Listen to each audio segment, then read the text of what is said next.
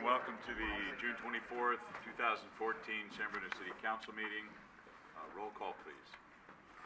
Councilmember Salazar. Here. Councilmember O'Connell. Here. Councilmember Ibarra. Here. Vice Mayor Medina. Here. Mayor Ruane. Here. I'd like to thank the Garden Club for the flowers they always provide for our meetings. Carol, would you lead us in the pledge, please? I'd be delighted to. Pardon me? I think we can reduce the number. I pledge allegiance to the flag of the United States of America and to the republic for which it stands, one nation, under God, indivisible, with liberty and justice for all.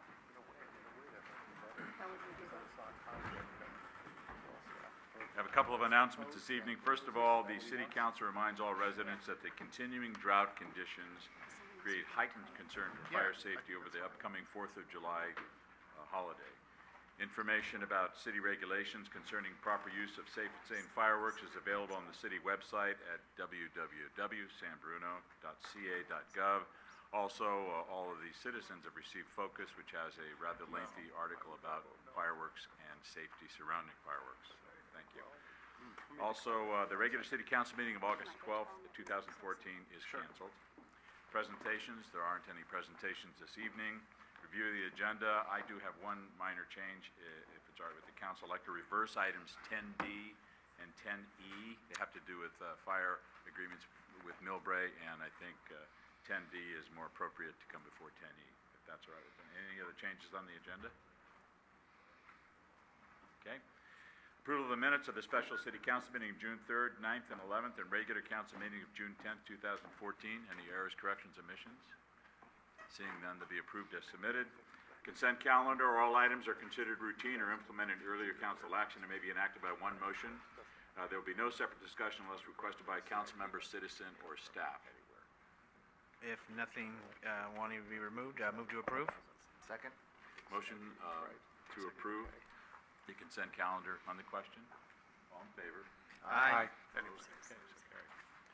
We do have two public hearings this evening. The first one is we're going to hold a public hearing and adopt a resolution amending the master fee schedule for 2014-15, establishing fees for municipal services. The second one will be to hold a public hearing and adopt a resolution approving the 2014-15 city manager's recommended operating budget for general fund, enterprise funds, internal service funds, and special revenue funds. And also adopt a resolution approving the city's appropriations limit, the GAN limit of $34,720,090 for 2014-15. Item A, hold a public hearing and adopt a resolution amending the master fee schedule for 2014-15, establishing fees for municipal services. Mr. O'Leary. Mr. Mayor and members of the City Council, the master fee schedule is the document that assembles in one place City Council approved fees for city services offered to members of the community. Many years ago, the City Council directed that cost recovery for special services is an important component of the city's financial stability strategy. This is the first update for the master fee schedule since July 2012, and there have actually been minor adjustments in the master fee schedule for several years prior to that, primarily during the period when city labor costs remained relatively unchanged. There are many of the fees, though, are already set on a direct cost or an actual cost of staff basis. So as costs increase in those areas, the full cost is recovered. The 14-15 proposed budget estimates total departmental revenues, and these are primarily reflected in the master fee schedule, will generate $5,200,000. That's about 14% of the budget comes from departmental revenues. I'm just going to summarize the changes in a couple of areas and then respond to any questions the council has. In the city clerk and in the miscellaneous chapters, the fee has been changed to reflect costs for digital copies rather than the hard printed copies that have traditionally been provided.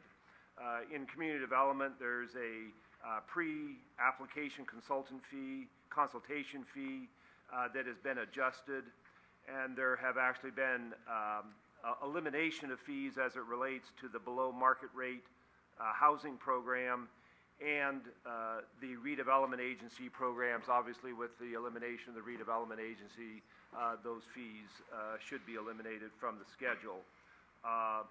In the library, there are fees for reserving materials and the proctoring fees been adjusted. These are both changed based on recommendations by the Peninsula Library System. In the police chapter, massage licenses and permits, those fees have been removed, and that's based on state law that does not allow the city to regulate the massage activity. And finally, in community services, there are adjustments as it relates to the senior center assembly room. There's corrections to the pool rental fees, and there is also an increase in the alcohol permit and for tennis and swim camp fees, more closely reflecting actual costs. So those are the summaries. It's estimated, again, I mentioned the total departmental revenues in the 14-15 budget are about $5 million. The changes that are reflected in the proposed budget would increase revenues by an estimated $20,000, so it is a very small portion of the total departmental fees. With that, I'd be glad to answer any questions the City Council has. Any questions of Mr. O'Leary? Rico? A few. So if we could start with the city clerks. I know we have for $550 for candidate statements, and we missed last time. Obviously, it was less than the $550 that was collected. I believe it was 500. Okay, well, here it says $550. Okay. But you sent, which I thought was the right decision, sent back to those that ran and did submit that, the difference of what the county spent. And I was wondering if we should have a provision there, or just leave it, that states it's $550, and if it's less than that by the county, then those monies are forwarded back to a candidate. I know that was a question came up because it states one thing, but in essence, if we collected less, maybe that difference should go back after the bill is set, because I know Carol did that, and so that might be the right thing, but just as a suggestion. Let's see.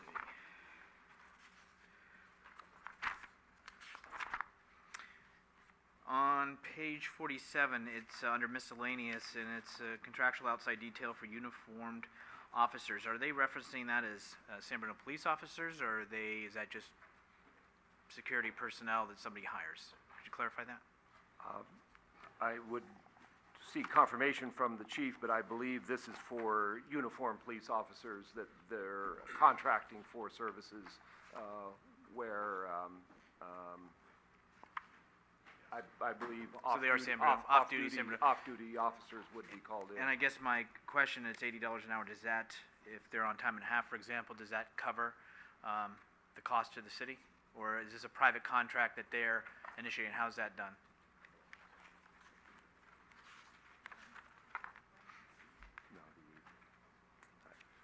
I believe that at $80 for the average police officer, that would cover the overtime costs for an officer. That's correct. Okay. Thank you, Chief. On page, and it was just a quick question, 43, there's departmental fees when it comes to violations of various provisions or building and safety code. And are those dollar amounts for first violation, second, are they set by some statute? Is that, where's that number derived from? So my understanding is that is correct, that those numbers are based on California law. Thank you. On page 48, I noticed under Parks and Recreation, we have the groups for the gymnasium, various rooms. There's a difference between groups, I'll say 4 and 5 of $25, $3, 16, 13, 13. It varies. So I don't know if there's any type of a math strategy to that, or why would one be 3? So it was just a question. Don't really need a definitive answer. On the senior center, though, more particularly, I know we are eliminating the Fridays, which used to be established, weekends, weekdays, Fridays. So I'm trying to understand as to why that change has occurred. And then there's down at the bottom, the facility attendant costs are not included to groups 1 and 2 and 3 prices. So does that mean the price up above, in addition to the $15 below, is what goes to that? I think, Vice Mayor, in answer to your last question, where you take the gymnasium line as an example in Group 2, direct cost, the direct cost is the $15 attendant fee. Okay. I think in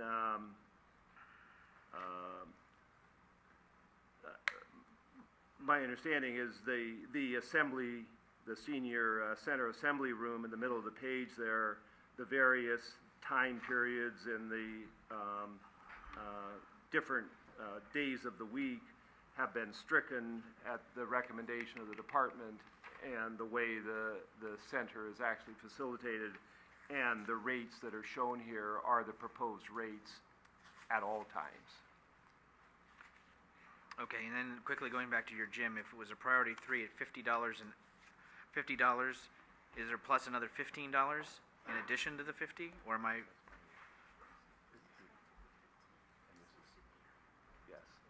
Yes, the 50 is actually 65. There's an additional 15 for the attendant. Okay. I And- followed it. I mean, I'm reading it and Yeah. I went over it, Yeah. but I'm just trying to think of the average person who Yeah. is maybe doesn't And get I a think staff report and go through all of I this. think in the final, I mean, that's the factual presentation. I think we were talking today about there might be a way to simplify this in the final production that makes that Excellent. a little bit more clear. And just in response to your questions about Group 4 and 5, I can't speak to why those are different, but again, we're not proposing any changes. So that's what it is. That's what it is now, and we'll look as to in the future if there's a way to make that more rational or consistent, if there's and really understanding of why it varies like that. Okay, on page 49, I would just make a suggestion on the outdoor rentals that it stipulate which sites, they're listed by numbers. I know that because I used to work for the department, but what is the small, what is the medium, and what is the large? I think we need to quantify what that means by the picnic site so that anybody who sees this knows what we're talking about. I understand on the alcohol permit, it was 10, we're bringing it to 15. Is that just for more administrative type staff time?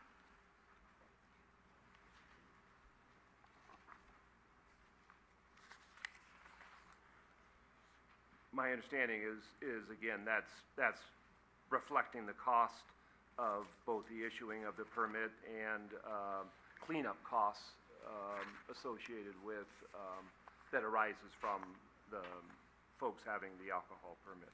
Okay. Under the pool, it seemed like it doubled, but I think that's just to bring things to the correct status, is my understanding. But also, if you read, it says 3 lifeguards required for a private party of up to 49 for 50 or more. So if I have 100 people, it still requires just the 4 versus 49. You're adding 50 more people, 1 lifeguard meets the standards, and okay. Concession stand, I know it says per 2 weeks, but let's say the Pee Wee organization during the Dale Wilson 4th of July tournament says, you know what, we want to use the concession stand this weekend and add to the overall experience that people from out of town are having. Could they come in and actually rent it for a weekend?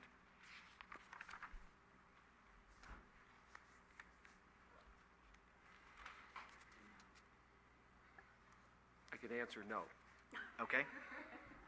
Just a thought of consideration if The it's not. director was shaking her head If it's no, not so being I- used and there's opportunities, and I think we should take advantage of those. Not just I think it adds. Not saying that they've come to me or they've asked anything, but it's the closest example. Plus, it was a plug for their tournament upcoming. I think on the athletic fields, I just wanted to make sure that the lighting costs that we have there suffices and covers the costs of the actual usage of lights. because it's been a while since those costs, and I just wanted to make sure of that, and those are my questions.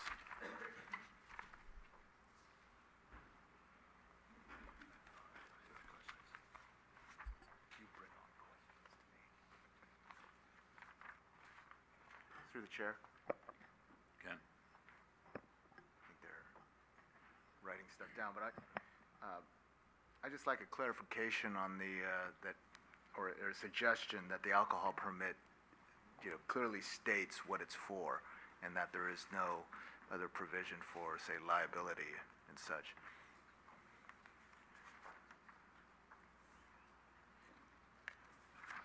As an event planner, when you're doing events, when you hear alcohol permit, it's more in reference to alcohol liability. You'd like the schedule to more clearly articulate Or say what it doesn't include. Yeah. And I'd just like to say for the record that I don't have any problems with some of the adjustments to the cost, but I did state to the council and to the department heads that I would like to, at a future meeting, discuss some of these group categories, and that would be handled another date. So. Anyone else have questions of staff? No? Okay. This time we'll open the public hearing. Would anyone like to speak to the council on item A, master fee schedule? Okay. If we close the public hearing, you'll be precluded from asking anything after that. Have a motion to close the public hearing? Second. Motion is second to close the public hearing. All in favor? Aye. Action by the council? Is it a, Resolution. it's a resolution? I'll introduce the resolution to approve the master fee schedule. Councilmember O'Connell. Aye. Councilmember Salazar. Aye. Councilmember Ibera. Aye. Vice Mayor Medina. Aye. Mayor Ruane. Aye. Our second public hearing is to hold a public hearing and adopt a resolution approving the 2014-15 city manager's recommended operating budget for general fund, enterprise funds, internal service funds, and special revenue funds, and also to adopt a resolution approving the city's appropriations limit, the GAN limit, of $34,720,090 for 2014-15. Questions of staff on this item? Through the chair, Ken? I did notice that there was, within the staff report, that there were some answers to the questions from the study sessions, and I just wondered, is there going to be any more elaboration on that, or is there appropriate time to question, to ask about that? It looks like staff has a presentation to go through first, is that correct? Staff actually does have a very Okay. short presentation. I can answer the question, though. In terms of specific answers to questions that were raised during the study sessions, it was not staff's intent to produce any additional detailed information, although there are a couple of topics that we believe warrant a further, more robust discussion, and we'll be asking the City Council for your time and attention in a study session format. One particular topic is the code enforcement program generally. We think that's a topic that warrants your diving into it in a little bit more detail. It doesn't, we've made our proposals as it relates to your approval of the budget, but would like to talk further with you on some of the topics that were very briefly discussed at the study session. At a future study session. Correct. And that was fine. I was pleasantly surprised to see that the director had provided some, outline of the proposed program and everything, so. Through the chair, just on that topic, then maybe the staff can go to the presentation on on just that topic. I saw the quote action plan, and I think that does need more detail. I think it's a start, and that's fine. But I think if this is approved and that position goes out, I still think a further study session, as you indicated, is most appropriate. I would still like to see more detail as to the action plan and how we take the current staffing, complement it if you have an additional staff member, and what the timeline, what the strategies will be, and where we can have some measured outcome. And I know it's anticipated, according to the report, 6 to 8 months or 9 months, but what are we measuring to know that we've achieved something for the community? So I think that was one of the comments I was going to have, but since we're on that topic, I wanted to add that. Thank you. Okay. Thank you for indulging me.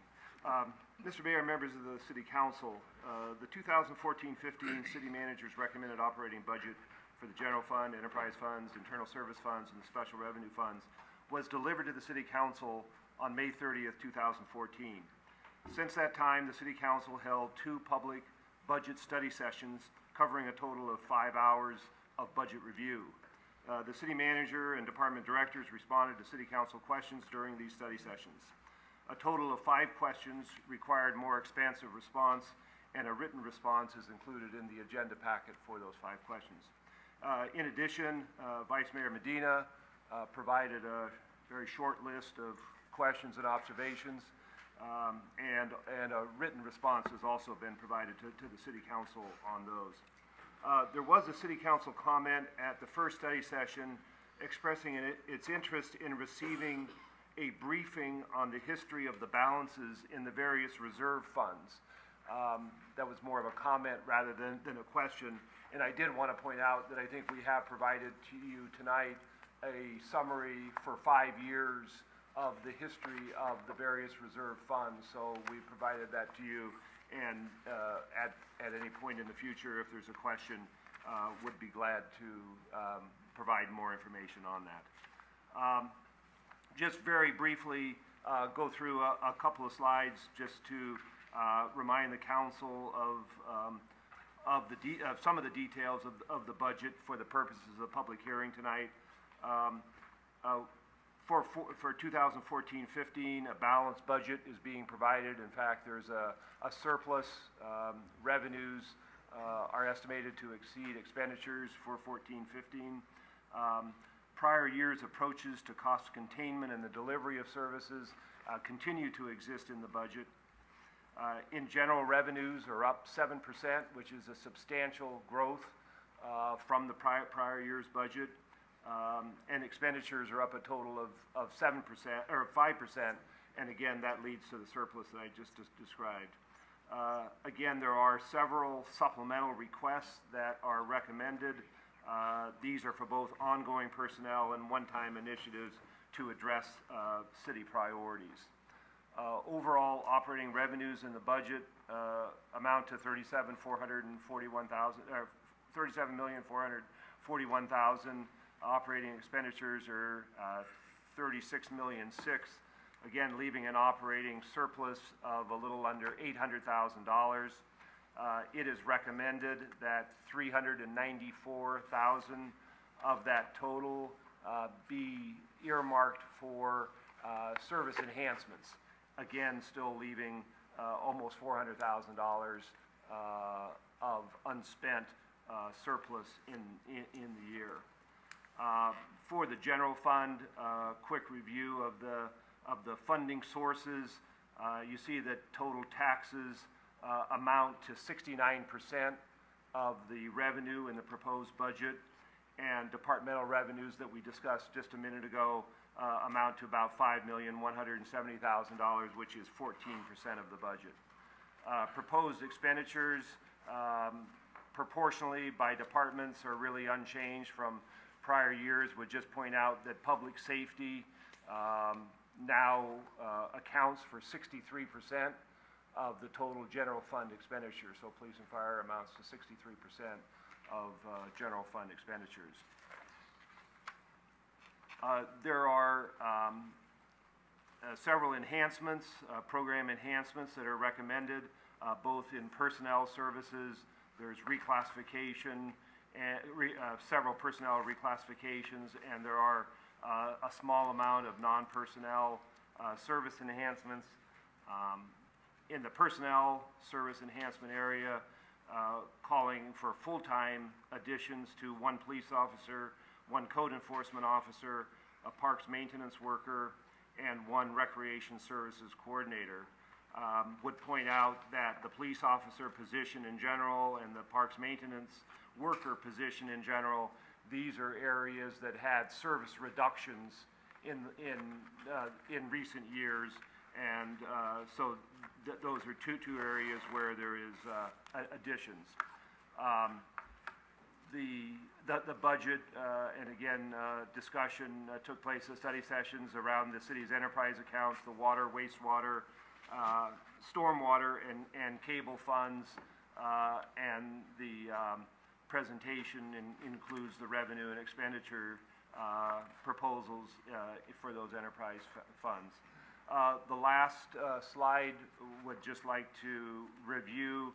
That's the GAN appropriation, and as the mayor indicated, there is a separate resolution tonight for the council to act as required in approving the GAN appropriation limit.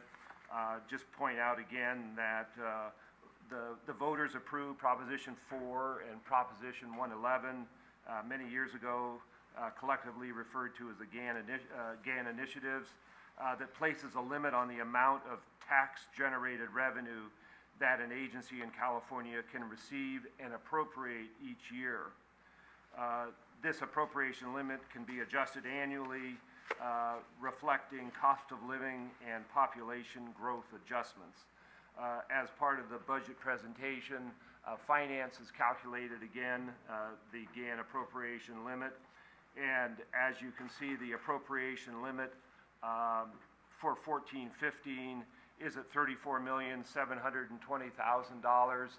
That is the possible expenditure that the city could have from the proceeds of taxes, but we don't have that much. What we actually have appropriated is $24,383,000. So at this point for 14-15, our actual appropriations are $10,336,000 below the GAN limit that is established. With that, I'd be glad to answer any further questions the council has. Okay, any additional questions for staff? Michael?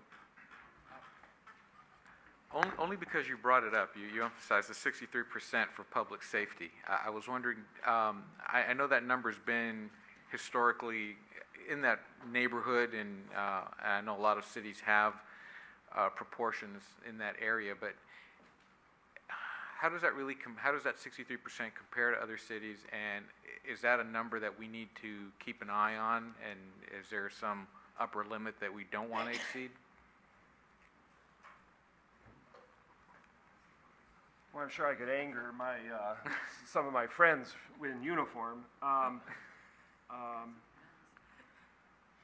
Well, I can give you a historical perspective that, again, is immaterial in 2014, but I grew up believing that 50% was where it should be.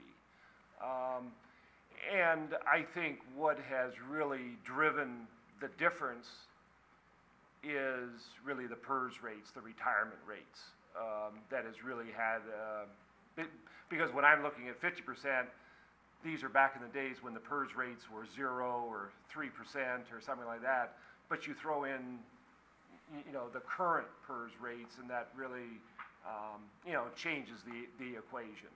I think it's really just, I don't know there's anything to keep an eye on, but it's I think it's more interesting than relevant. And I would only not speak for the manager, but I think, I think what the council's always interest has always been, and I think what this council has demonstrated is an interest in having balanced services for the community. That for this city council, recreation services, library services, non-public safety are very important, and I think that's the only relevance, but other than that, I think it's a footnote, but there's not much to be done with it. But again, I think the PERS rates is what's really driven it up in the last 7 or 8 years. Okay, thank you. Any other questions for staff at this time? Okay, at this time we'll open the public hearing. Anyone would like to speak to the council on these two items?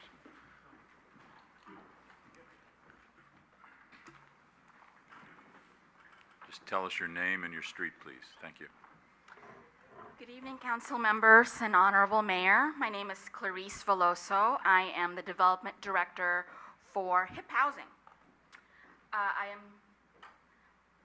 here today on behalf of my organization to thank the city for its ongoing support of our organization, especially when housing demand could not be any higher. The County of San Mateo cites that the average rent for a one-bedroom apartment in the county is now almost $2,200 a month, putting it out of reach for most teachers, home health aid workers, bank tellers, and so many hardworking people in this county. Minimum wage earners would have to work 200 hours per week to afford this rent. Tied with San Francisco, this puts San Mateo County as the most expensive county in the country. In the city of San Bruno, HIP Housing has served 112 people through our home sharing program. We matched 12 residents in home sharing this year and maintained housemate matches for an additional 18 residents. Aside from matching our clients in home sharing, we provide financial literacy workshops. We partner with other organizations like Star Vista to help house emancipated foster youth, and we do in-service trainings with organizations that run shelters like Envision Shelter Network. One of the more notable matches that we've made this year was an emancipated foster youth with a senior in the city of San Bruno. The foster youth, her name is Anne, is in her early 20s. She works full-time, and she goes to school in the evening, and she receives a rent stipend from Star Vista. We matched her with a longtime San Bruno resident, May, a senior who really needed help paying her bills. So May lives in a fixed income on her own and still maintains some mortgage and other expenses. Thanks to the match, both Anne and May have found affordable housing. So thank you again to the city for your continued support. Thank you, Clarice. Anyone else like to address the council? Good evening, everybody. My name is Marty Medina. I live on Garden Avenue. I first want to apologize for not making it to any of the study sessions. It was kind of a hard time to get there, but I have a few comments. First, it's great to hear there is a budget surplus this year. I know it's been a long time coming, and I know there's a lot of hard work in getting that done. The addition of another police officer is wonderful news. However, I was hoping there would be some additional funding or discussion regarding the means to provide a San Bruno-wide emergency notification system. If more residents are informed in a timely manner regarding a crime that has just occurred in their neighborhood, you have more eyes that could be on and helping to catch the crook. The technology is readily available. In fact, you can do it by Twitter, you could do it by an email blast, it could be all voluntary. Those that want the notifications can receive the notifications. If you don't want it, fine. San Mateo County actually has a community alert system. I don't know if anybody here does receive the texts or emails. So we don't need to reinvent the wheel. We can use an existing kind of standard. I also commend the addition of another code enforcement officer. I know there has been additional interest and frustration expressed on San Bruno Patch regarding unkept and vacant properties around our city, and as you'll know, Lee's Buffet has been sitting there for years, and I've heard from Mr. Reichel that it's going to get demolished, so that's great. Also, I believe the council was aware of a vacant property boarded up at 324 Florida Avenue. It has been in the same dilapidated condition with various code enforcement violations since I moved here into the neighborhood in 2002. I heard a rumor the city was going to buy it, and if so, it would be a great place for a kiddie park. It's a real interesting lot, and it'd be a great help for our community. Speaking of kiddie parks, I was hoping something could be done to improve the access to the mini viewing park downtown. It's roped off, it has a fountain in the middle, but with that $700,000 surplus, thinking that if you could put in some money to add a little jungle gym, 'Cause a kiddie park fits perfectly with our downtown kiddie theme because there are numerous children-themed businesses downtown. And speaking of downtown, I see that there is additional funding for maintaining the medians throughout the city. So why can't we take some of that funding to improve the appearance of our planters downtown? I understand the Beautification Task Force has been trying to get volunteers of the businesses to maintain those planters, but it's really something that the city should do, and it's really not that expensive. If we're going to maintain the medians, then our downtown is like a signature place for everybody, that it should look probably the best other than a median. Lastly, the Bay Area is one of the leading local economies, and we are experiencing huge increases in property values. With that in mind, remember the city owns a vacant property on Catalpa Way that has been vacant for at least 12 years. I believe it was being used for storage at some time, but the city should seriously consider selling this property during the current upswing in housing prices. According to Zillow, the houses in that area are worth in excess of $600,000 to $700,000. Thank you very much. All right, thank you. Anyone else like to address the council? If we close the public hearing, you'd be precluded from talking on this item. Is there a motion to close the public hearing? So moved. Second. Motion is second to close the public hearing. All in favor? Aye. Okay. Just a couple of quick items regarding Mr. Medina. I do believe maybe the chief can reinforce this. We do belong to we're in part of the CAN system. Is that correct? Community Alert Network. So we do participate in that, and it has been used in the past. Yeah. Yeah, it's nice to know that Lee's Buffet will be coming down shortly. Florida Avenue, we will take a look at that. And Catalpa, if I'm not mistaken, isn't there a PG&E facility underground there that precludes us from building? Am I on the right lot there?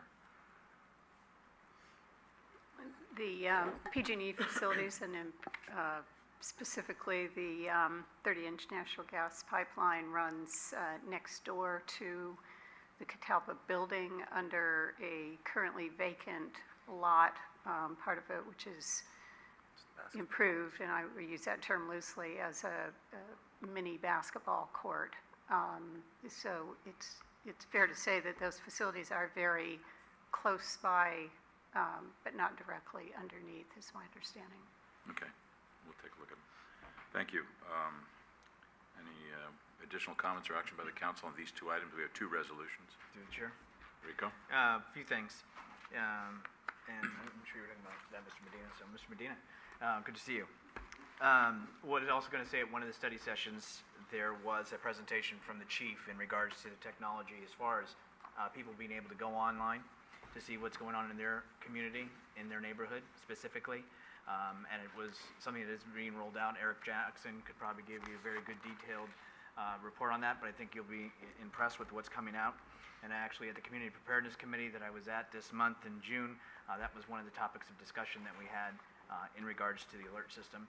And with me being on OES, so we were working on that. So just wanted to let you know, but that some of the stuff is already in the pipeline. As far as the budget is concerned, specifically, I do know that staff, and I acknowledge this the last time, goes through a lot of detail, goes through as I do, and Mr. O'Leary was kind to say it's 10 pages of questions and answers that I have submitted and received back. I know it seems, so you obviously know I read it too, but it's only because I think the duty of us up here is to go and ask the questions. They may seem over-analytical on my part, but I think it's important that I be able to look out and go to a resident and say, I've done my due diligence, I've looked through the budget, I care about how their money is being spent, as it is mine, but my responsibility is to oversee this. I do have some concerns when it comes, again, to the Recreation Center coordinators positions at the Recreation Department specifically. Code Enforcement Officer, we already talked about the addition, but I think as we get into that and it's advertised and before it becomes finalized with whomever is appointed, that we come back with a more, shall we say, a plan and an action plan. There are some very good things, of course, in the parks. Something added there was just brought up about police and some, shall we say, parking or traffic enforcement, which is sought after by our community, recreation, of course. So and code enforcement we just mentioned. So there are some very positives. I want to make sure that we are being as conservative when we're asking for what revenues we see coming down the pike, because I think I'd rather us have surpluses than find ourselves 3/4 of the year through the budget and trying to figure out how we're going to cut. I also have, I think we should still be concerned, we talked about PERS, but the liabilities that the city has. I think that still needs to be a topic of discussion. The city manager mentioned about other topics that will be coming back with more detailed answer. I don't think that it wouldn't hurt us to have another discussion at some point as far as how we're looking and how we're going in some of the topics that we've brought up. I'd like to see how things are going when we make these staff changes and we're reshuffling things at some points to come back more than midway through to say these are good things and they're having some positive results for our community. So I want to thank staff for their time that they spent in my questions and taking the job serious and going through each line, you helping Jim out through the whole process. Thank you. I think there's some good at this budget. I think there's some positive for the community. And so, again, I wanted to thank staff for their effort in getting the budget out on time and giving us adequate time to review it. Good. Anyone else? Ken? Through Chair. Just briefly, made my comments at the study session, but I'm not as detailed at looking at all the numbers and everything, but what I'm most proud about is, and want to thank staff and my colleagues, is what we've done in the last 10 years to put us in this position. We've weathered the storm. I think the city manager says it very clearly that all indications are that we're out of the recession, but we're still cautious. Many things are still, as much as we'd like to, recapture a lot of things that we've had to hold off on or drop in the past 10 years during the downswing. We can't bring back right away, but we are bringing things back, and we're well positioned.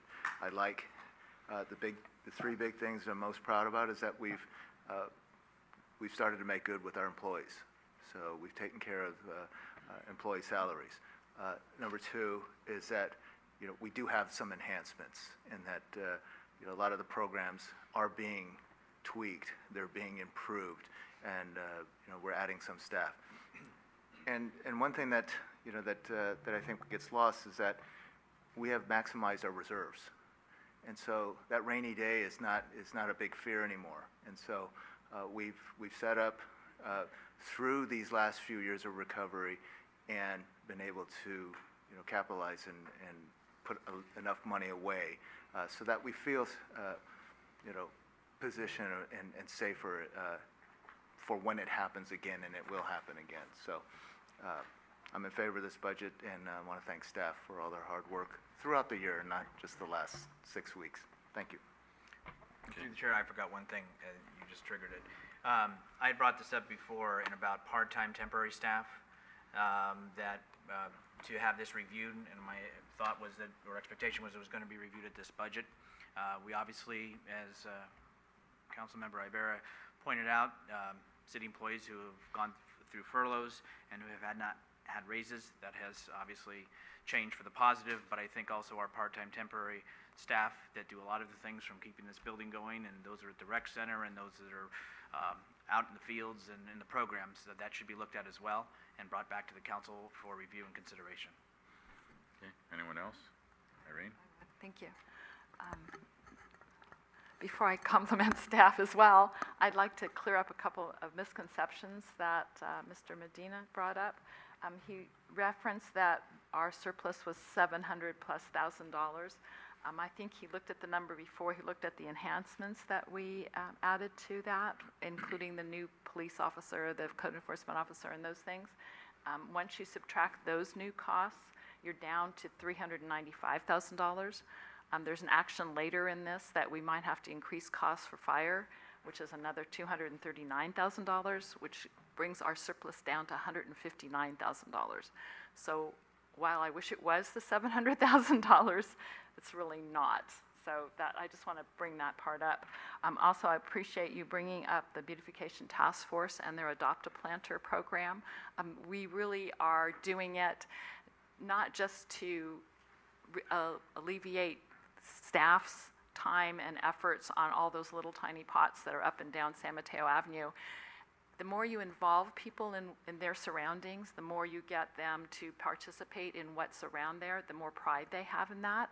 And we're asking the businesses to do is, pull out the dead flowers and cut off the things like pull out any garbage that's in those things, in the planters.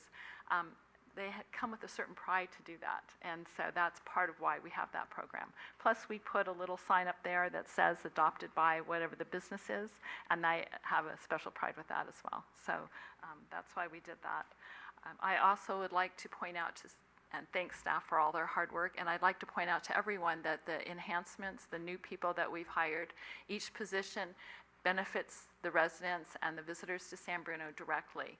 None of it's management that people always say, oh, we spend too much on management or whatever. These are people in the streets who are helping and doing good things for the cities. Besides all those things, I'd like to bring up one thing that I neglected to bring up at the study session. It was referenced in the budget document on page F34, and it talks about grants to replace the trash containers on San Mateo Avenue. And even though the Beautification Task Force gets people to paint those once a year during Operation Clean Sweep, some of the trash containers are really in bad shape. And with that, the parking that is behind on the the east side of the San Mateo Avenue, particularly the public parking, I believe needs to be looked at with the trash containers there, the parking striping, and taken as a holistic view. So I'd like us to think about how we're going to blend all those things together with the transportation corridor plan. So I don't know if that needs staff to amend the budget per se, or just add it to what we're doing with transportation, or if I have 3 votes to do that, I would like that to be added to what we're looking at. Just a very quick response. The item of the trash receptacles is identified in the budget. I believe that staff is anticipating the availability of grant resources, but certainly should that not materialize, we would return to further discussion with the council.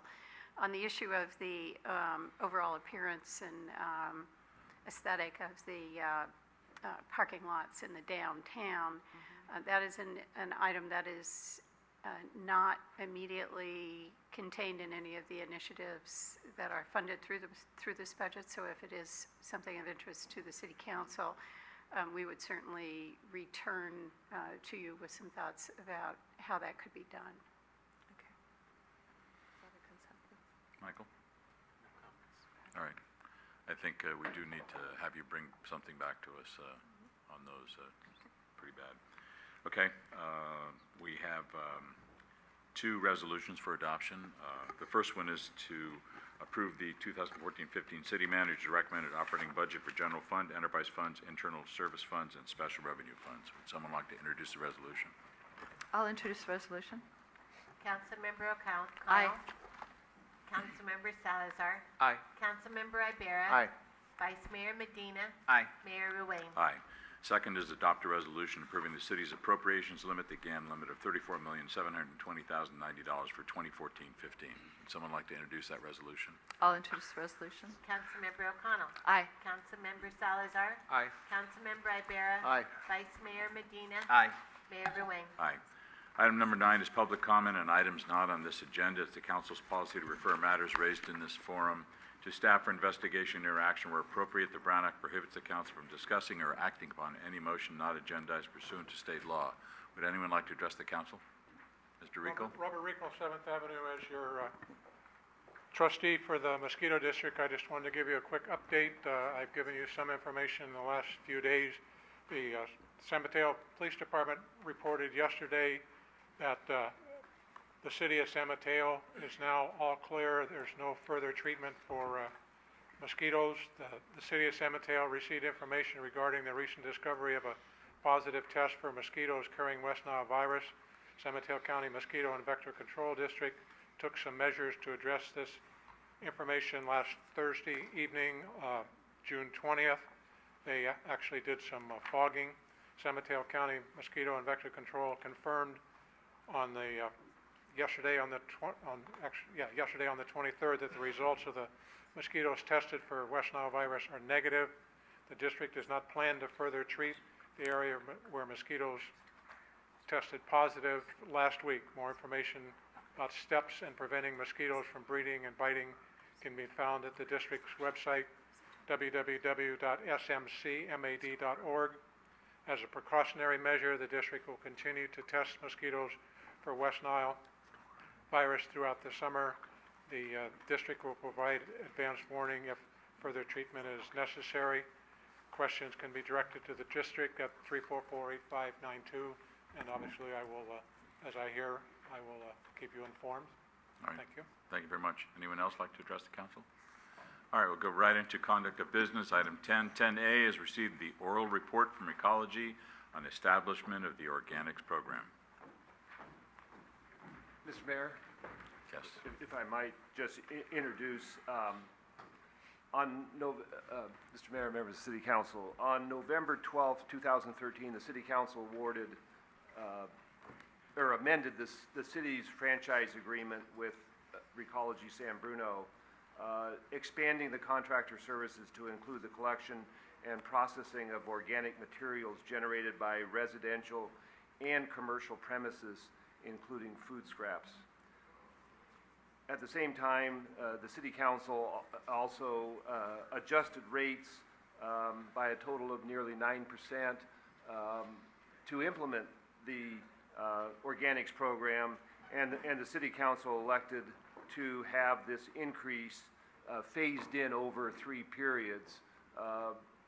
One of the most recent adjustments will take effect July 1st, and the final of the 3 period adjustments will take place on January 2015.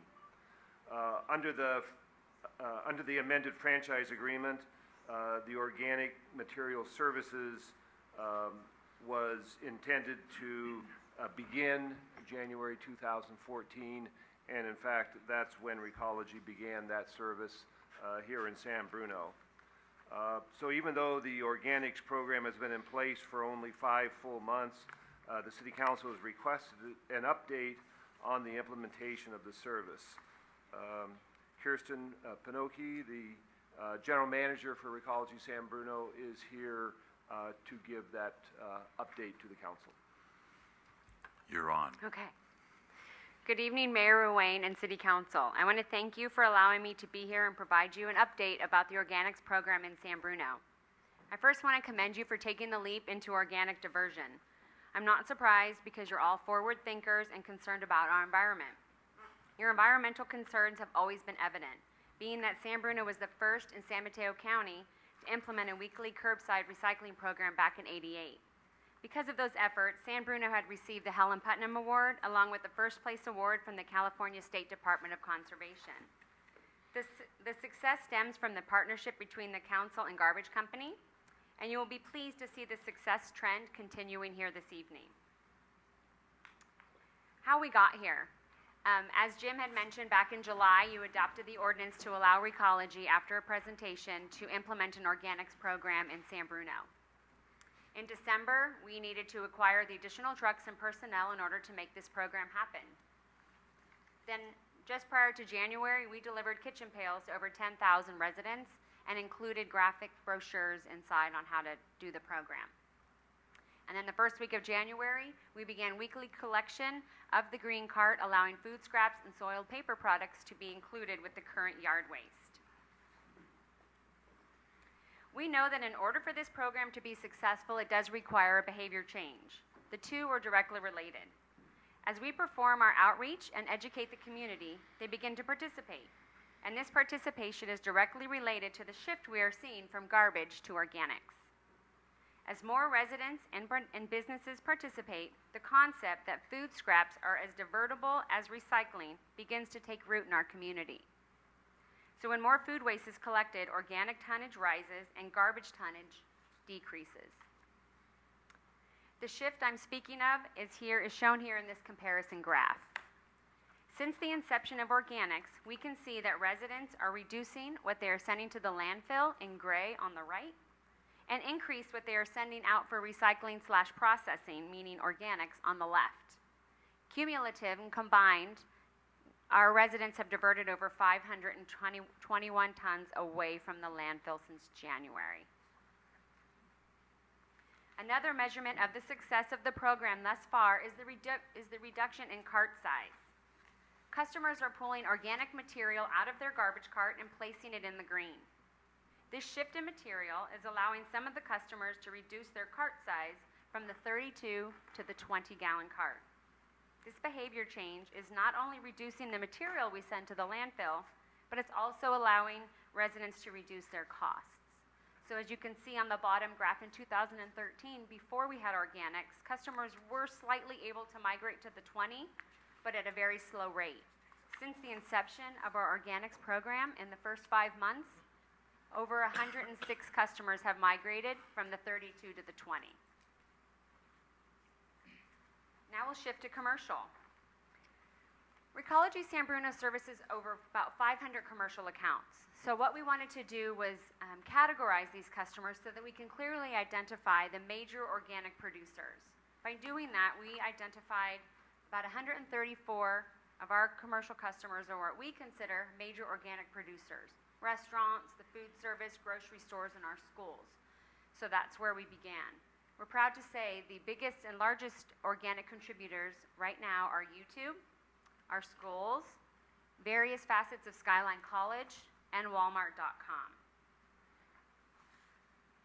We work closely with each of our commercial accounts to assist them in evaluating their potential success in an organics program. We do hit some roadblocks with some of the commercial customers, and some of these are space constraints. Some of our grocery stores may backhaul their material, and some are just very resistant to the behavior adjustment. It is then our job to show them the ease of organic diversion and help them to make this behavior change that is not only necessary but beneficial. Kirsten, define backhaul. So for instance, like Lucky's has all their old fruit and vegetables that have gone bad. When they bring in a new load of vegetables, they take the old back with them and centralize and do it in another location. So they're not providing us access to that material. The result in working closely with our commercial clients is shown here. They are changing their behavior and they are participating. The conversion of compactors like YouTube, Molly Stones, and Lenardi's, this is going to be our ultimate behavior change goal. And I can successfully tell you that YouTube has converted their garbage compactor to 100% organic material. So thus far, our commercial customers have assisted with overall diversion by diverting 276 tons away from the landfill. Organics outreach doesn't stop at the residential curb and commercial accounts. We're also focusing our efforts on the multifamily outreach. We've attended several Shelter Creek Conservation and Recycling Committee meetings, and we're helping them with their diversion goals. We also hosted an organics informational night on Earth Day at Shelter Creek, where we answered several organic questions.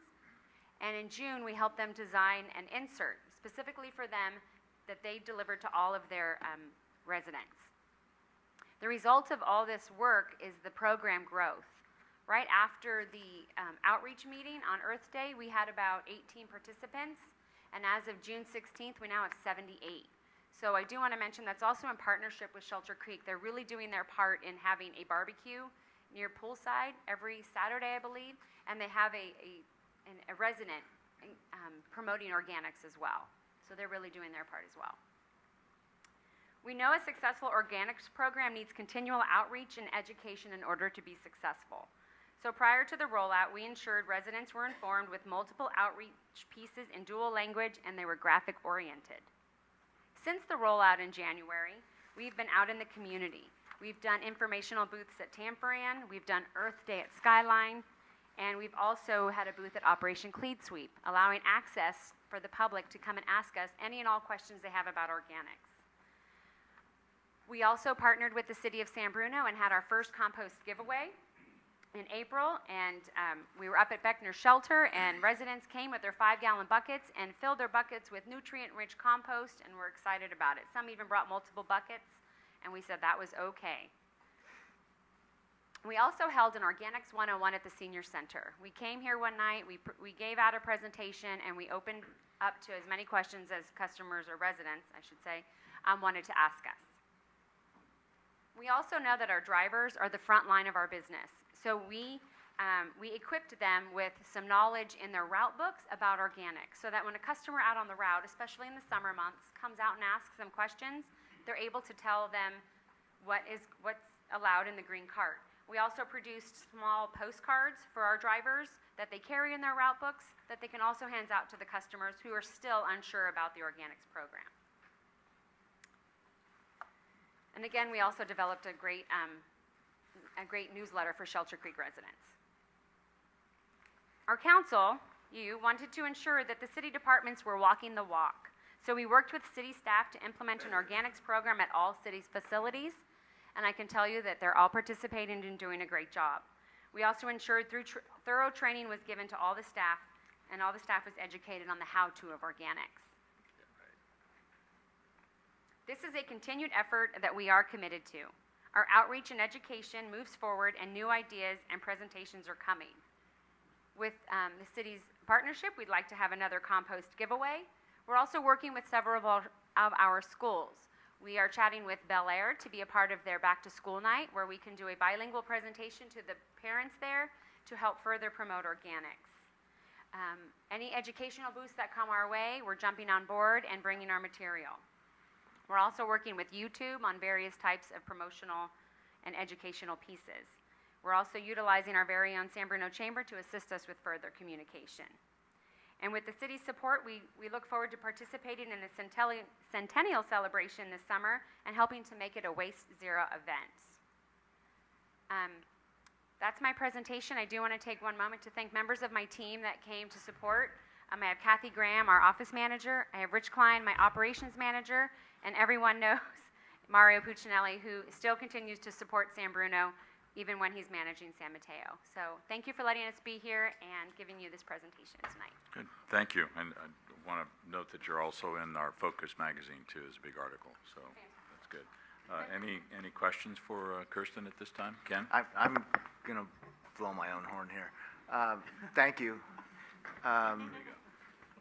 Kirsten and I are friends, and I believe the first time it was mentioned, I was one of the objectors to the program.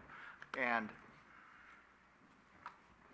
you've convinced me, and the long story short, I had the opportunity to have about 20 people at my house a few weeks ago. I wasn't invited. No, it was for another organization. I wasn't either, right. No. It was for another organization, and if Kirsten had not convinced me to buy paper products instead of styrofoam products a few years back, I wouldn't have had the paper plates, of which nearly everything, and I did have to, not everyone that comes to my house is educated in organics, so I had to go through the garbage and pull all the paper plates and things, and the recyclables out of the garbage, but the garbage pail was empty, practically empty, so all of the recyclable utensils, paper plates, paper cups, and things, and then all the bottles and plastic were recycled. So I am a strong proponent now, and I thank you. And the numbers look great and can only get better. Absolutely. Thank you. Rico? I don't know how to follow that up, but I won't talk about my trash and parties, but what I was going to say was thank you for the information and the presentation, and I'm glad that we did it now than wait. And I know there was some dialogue, and I appreciate the colleagues wishing to go, allowing it to go forward, because there was a question of waiting for more data. But I think it's an important first step. We had the information, as you clearly said. You've proven that here. It's on the path that seems to be positive to the business community as well as to the residents. And I think the more opportunities we have to inform and educate and still show the progress that can be made. I think this is a start. So I'm glad to my colleagues that we did not postpone this and allow this report to go forward tonight as we had committed. Could I just add one more thing? You had the graph that showed that the amount of people that are changing to 20-gallon toters.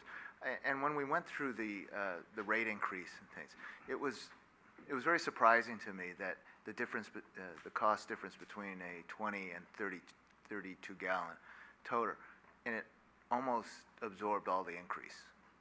So it's a very fair swap because, you know, as you go into organics, you're going to put in less garbage, and so if you get a smaller toter and you pay less, it's almost a wash. So I think that's something that I think not enough of the customers are realizing yet, but soon will. Anyone else? Irene?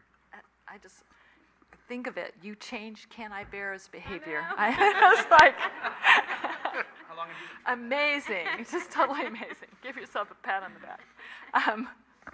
I would, however, like to have you come back when the program's been done a year and give us another update to see what else has happened. Is there anything the city can do in addition to what you're already planning on doing that would help with with the goals of with everyone's goals? Just invite us to any program or festivities that you have, and we'll find a way to bring education to those festivities. So just include us in anything you can think of, and we'll find a way to promote organics. Okay, great. Did you hear that, Ken? Next party. Ken will host it. Right, Ken will host it. Anything, Michael? Thank you. I do have some questions, and I hate to change the tone here, but I'm having a little trouble with the numbers that are in these tables. Okay. In the rising residential participation chart on page, it's on the second page of slides, number 4, I think, that's the one.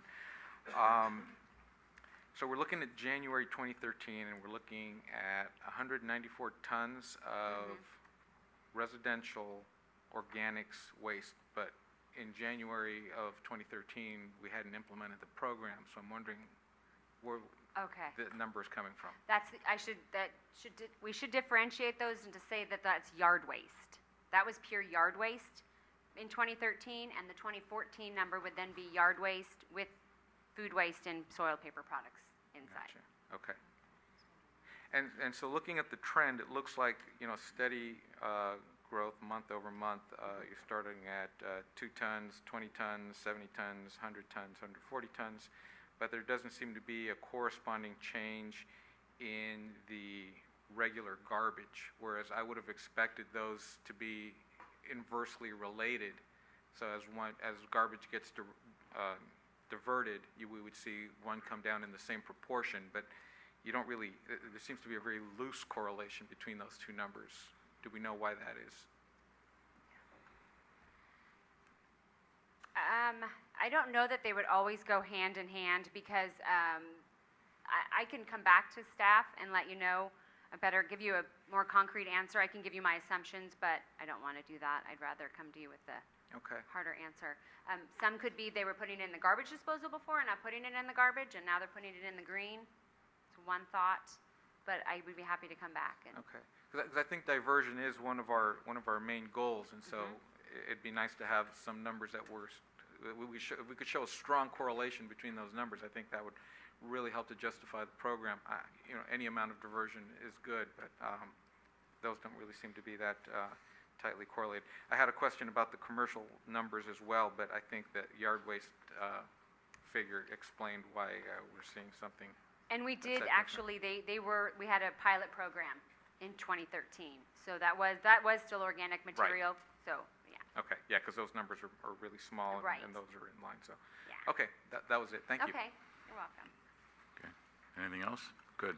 Nice report. Thank you very much, and especially thank you to the people of San Bruno because you stepped to the plate once again. So, and Mario, it's good to see you. Okay. Yeah. You too, Rich. You too, everybody. Right. Item 10B, adopt a resolution accepting the recommendation from the Culture and Arts Commission to change the location for the installation of the Centennial Mosaic mural from Sneath Lane to Posey Park and authorize a project change order of $6,400 from the city's art fund.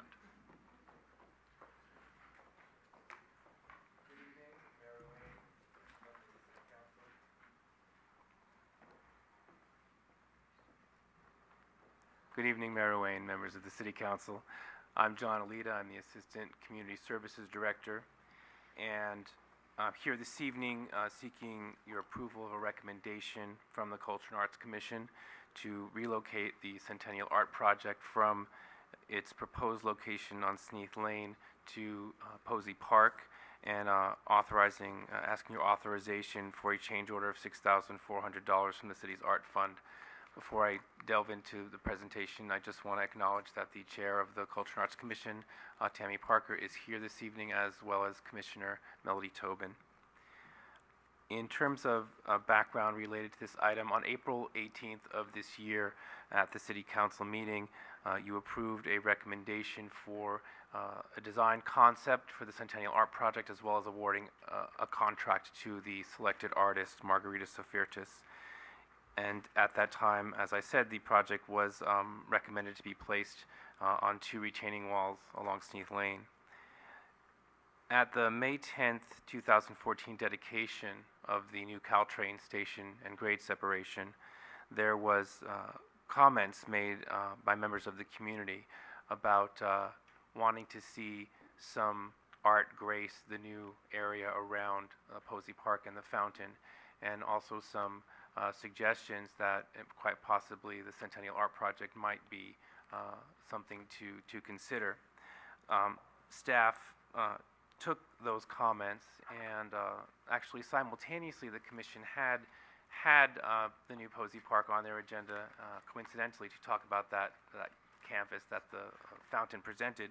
So staff came to the meeting on May 15th with this community input, and the commission began to discuss the possibilities of what to do at that site, including the relocation of the Centennial Art Project. At their June 19th meeting last week, they continued the discussion. This time the artist was present, and they discussed the idea of relocating the project. The artist was very enthusiastic about this idea. Primarily, it's a much more visible location for foot traffic and for car traffic, given the new train station, and also due to the special nature of the project commemorating the city's centennial, there was a lot of interest in choosing Posey Park as the focus for that project. The artist did inform the commission that, of course, changing the site would require some additional work to basically recompose the project. She would use the initial elements that were approved in the original design concept, but she would need to do some work in order to figure out how to place them in the new location. The commission, after this discussion, they did vote unanimously to recommend this relocation of the project to Posey Park, with the understanding that they would also develop a recommendation in the near future to deliver a project for the Sneath Lane site, as well, as that is an area they are also interested in improving. In terms of the fiscal impact of their recommendation, the contract with the artist originally was $75,000 that was awarded. The additional work to recompose the project is $6,400, which would bring the total project cost to $81,400. Right now, the balance in the city art fund is approximately $157,000. If the relocation is approved, and once this and other budgeted items are accounted for in the Commission's work plan for this year, the available balance for future projects would stand at $68,000. So we're here tonight to seek your approval of that recommendation, and of course to answer any questions that you might have. Great. Any questions? I think it's a great idea. It'll get a lot more exposure, and I look forward to it. So anyone else? Ken? Are there any visuals? How, did the commission make a decision placing the murals, at least in a model form or, in a photo form on, at the site? The artist has been given elevation plans, site plans for the location. She is currently looking at them and will be designing a visual for the new location, which, if it's the council's interest, we would bring back for their reviewing. So what are we approving tonight? We're approving to, You're approving two things. One would be the relocation from Sneath Lane to Posey Park and the change order for the $6,400 additional cost to recompose the project. okay, I guess this is my fault for not going out there and trying to put that mural that I had visualized well on Sneath Lane and now placing it in a different spot. It might fit perfectly fine, but, to not have done that, I don't know what it's gonna look like. And I'm surprised that there wasn't at least some indication that, how it would fit in, so. Tammy, Am I on? you're on. Okay. I know this might be a little frustrating without that visual, but we're under a time constraint and trying to get it done in time. So we just felt that we could come to you and ask for your support, perhaps a little bit of faith in the project being moved to a better location, more visible location. And I, for one, am so in love with the grade separation and how it looks. I can't tell you, I was born in San Bruno a number of years ago. Just a few. And it's amazing. And the gateway to the city, both coming and going, I think is fantastic. So that being said, we thought we'd come to you as soon as we possibly could, and the artist is doing a visual for us. So I would say that we're asking for a little bit of faith on your part, if that helps. Irene? I just have a couple of questions, first of all, do we need any permission from Caltrain?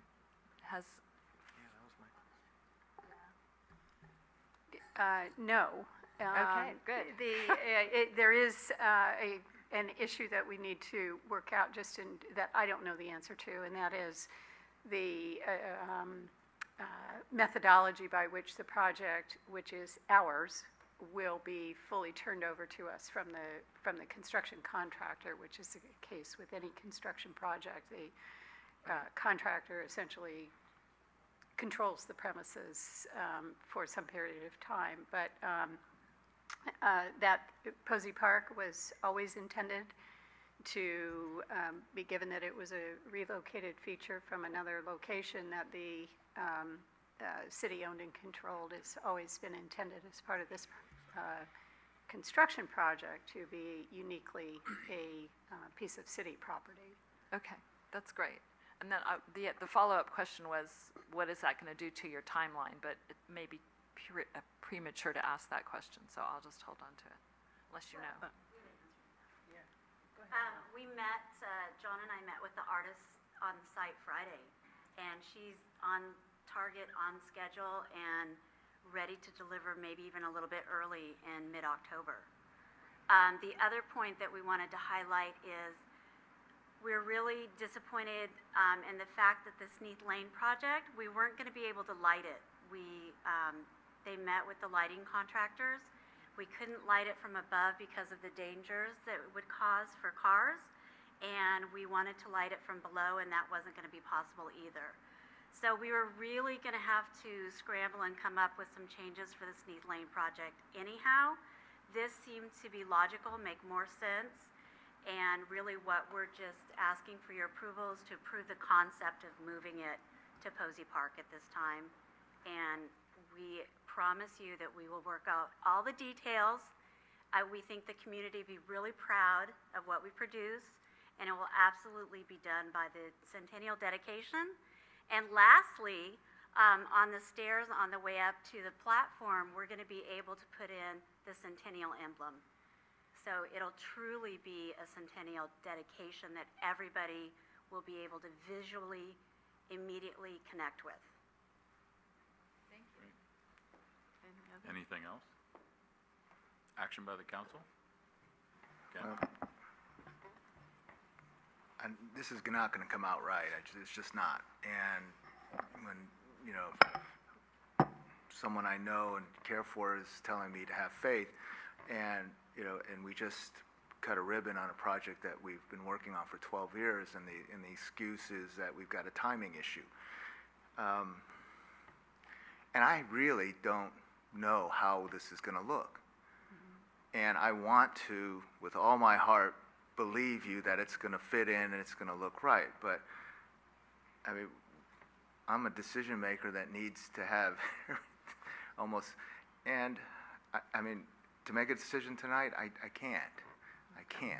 And I have a feeling that my colleagues, you know, have more confidence in it. And so I just need to, you know, express my concern that this is not comfortable for me to, you know, to do it in this fashion.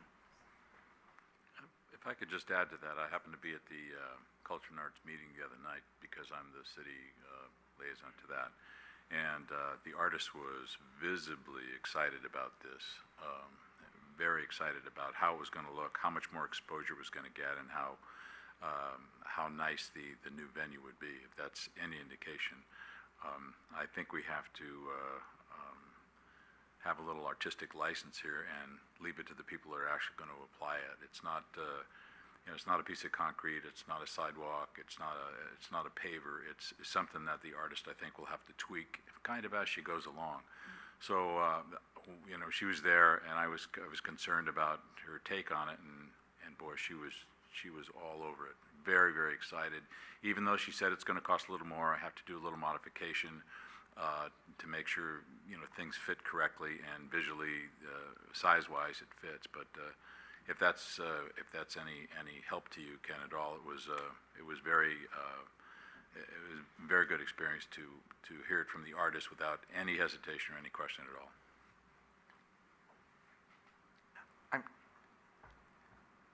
I don't want to be on record on being against this project, and so I am going to cross my fingers. I'm going to go out there first thing in the morning tomorrow, and hopefully email me where the placement is, because I really want to embrace it. And I really want to know that it's, you know, that it's a fit. And so, thank you, Mr. Mayor. Thanks for making me feel guilty. Anyone else? Through the chair. I would think for all of us, we'd like to have information. You know, we try to do our homework. I do believe that, I know that you've gone out there, you've talked about it at the meeting, you have the artist who can visualize that and already has validated that by your on-site visit. I would say anything that visually can be given to the council in an expedited manner should be done so. Gosh knows this is, as Mr. Lita said, was for us to give the okay for the concept of it being moved, which some residents, as we know up there, thought that the placement of that, as far as trying to really get a good visual of it, was it going to be detraction on safety? You can't really stand on that side of the street. Addresses those.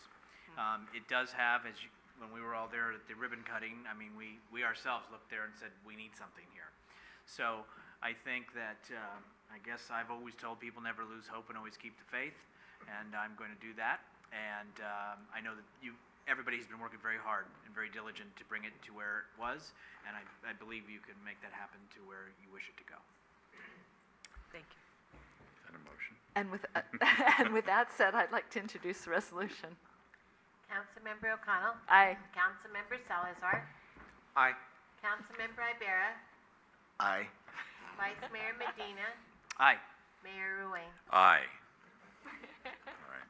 Thank you very much. Thank you very much. Thanks for all your hard work on this. It's Mayor Ruane, if I might insert just for a moment, I was conferring with staff, and we will certainly return to the city council in the formal setting of the city council meeting at the earliest opportunity that the artist has had to prepare a visual, we can circulate that to the city council as well as soon as it's ready. We're currently anticipating that we may be in a position to give you an update and a visual by the July 22nd city council meeting. I know that sounds like a long time away, but we want to make sure that we have something substantial and worth being able to actually give you the visual that you're looking for and the ability to support the decision that you've already made. So thank you. All right, thank you. Through the chair? Michael? Can I ask what the expected timeline is for the beginning of the installation of the project? Mr. Mayor, members of the City Council, we anticipate, based on the revised schedule, that installation could be completed by the end of November. Certainly by the December 23rd centennial, and the dedication well before that. Thank you. Okay, great. Item 10C, receive a grant request from the San Bruno Lions Club to complete repairs and improvements at the Portola Performing Arts Center.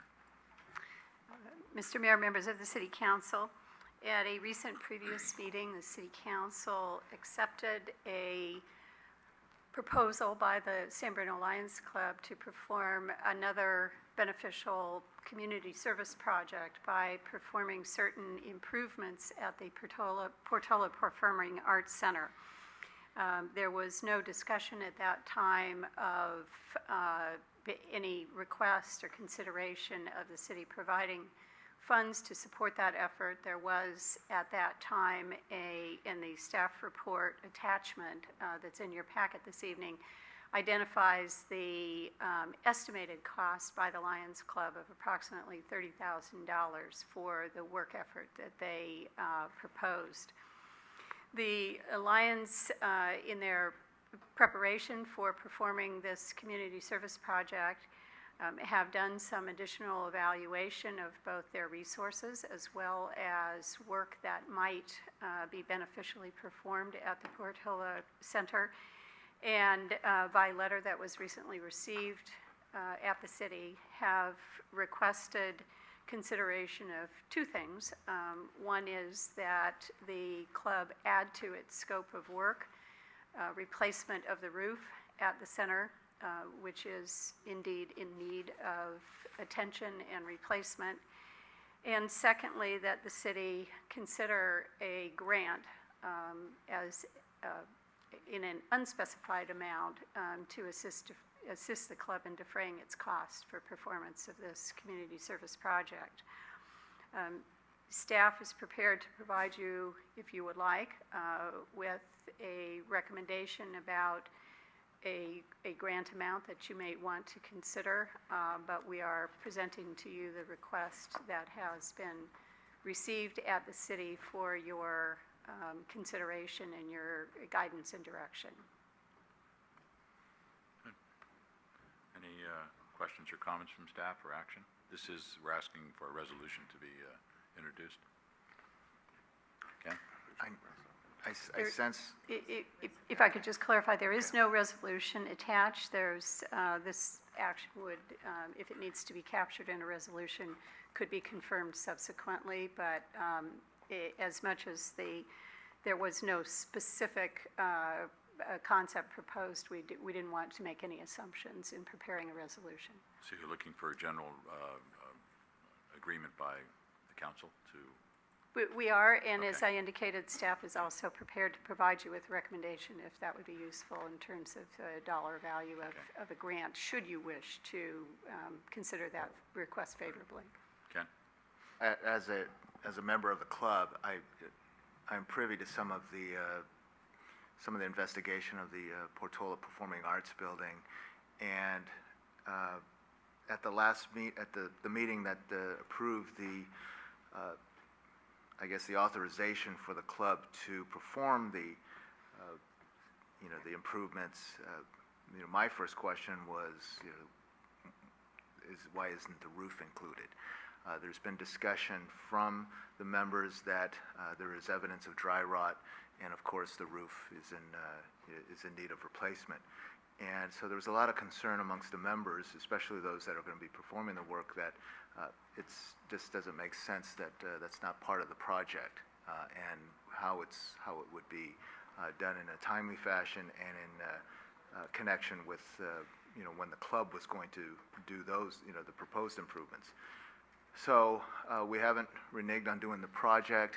We proposed to include that and was hoping that, that the city could provide a grant of some funds, to offset the additional cost of replacing the roof, which we know for sure will be more than just a roof replacement, but possibly a lot of dry rot and some roof repair, substructure repair. Anyone else or consensus by the council? Michael? Through the chair, I wanted to ask, I think the roof replacement on this building was something that had been identified by staff as a needed repair. Had the Lions not come forward and volunteered to do some of this work, at what point would the city have undertaken this project? Yeah, that's actually an interesting question. We would, in the normal course of business, probably within the next couple of months, have proceeded with the necessary actions to engage a contractor through the competitive bidding process. There is a logistical issue in as much as the council member has indicated from, I gather, the internal conversations at the Lions Club. It does make some sense to coordinate these work efforts because, just as you would consider at your home if you were undertaking a significant renovation, you would not want to put in a variety of new counters and paint and all of that without and then anticipate tearing off the roof. So it does make some sense that the project would be done as a coordinated whole. My understanding is that the Lions have best availability for their work effort over the summer months, and obviously the facility itself is used for school year programming. And while it may need to be out of service depending on for some period of time, depending on the scope of work and the exact timeline, it is generally our interest to see it back up in service as quickly as possible, consistent with the school year. Okay, and so there is budget, there is money in the budget for this particular program. Is there any issue with converting general fund dollars that might have been considered for that sort of project into what we would consider a grant to a nonprofit agency? General fund monies are at the discretion of, the use of general fund monies is a discretionary action by the city council, and you are free to program funds to provide a grant to a community organization for a community benefit project or a program. We haven't been able to do that very often in many, many, many years. But certainly you have the authority to do that, and there are some funds that have previously been programmed for improvements at the center, which could be potentially utilized in a manner that would not have a negative impact on the city's overall financial resources. Okay, thank you. Irene? Thank you. I want to make sure I'm clear on this. The Lions are willing to do all the work they outlined before and put on a new roof with any with some help, financial help, and any of the dry rot repairs that need to be done. And they're willing to do it within the timeline that they discussed before? Well, that's the $60,000 question, and that's why the letter came in. And discussions with staff have occurred after, right after the previous approval, and so now, without the roof, if the roof doesn't happen, then it may not it may not be feasible and may not be logical for the, for the workers that are going, the members that are going to do the work. The window is July, really. Okay, so if we approve a grant and there's no particular sum, but say we approve $10,000,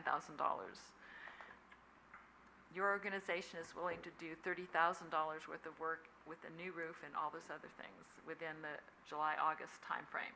Yes. I think that's a bargain all around.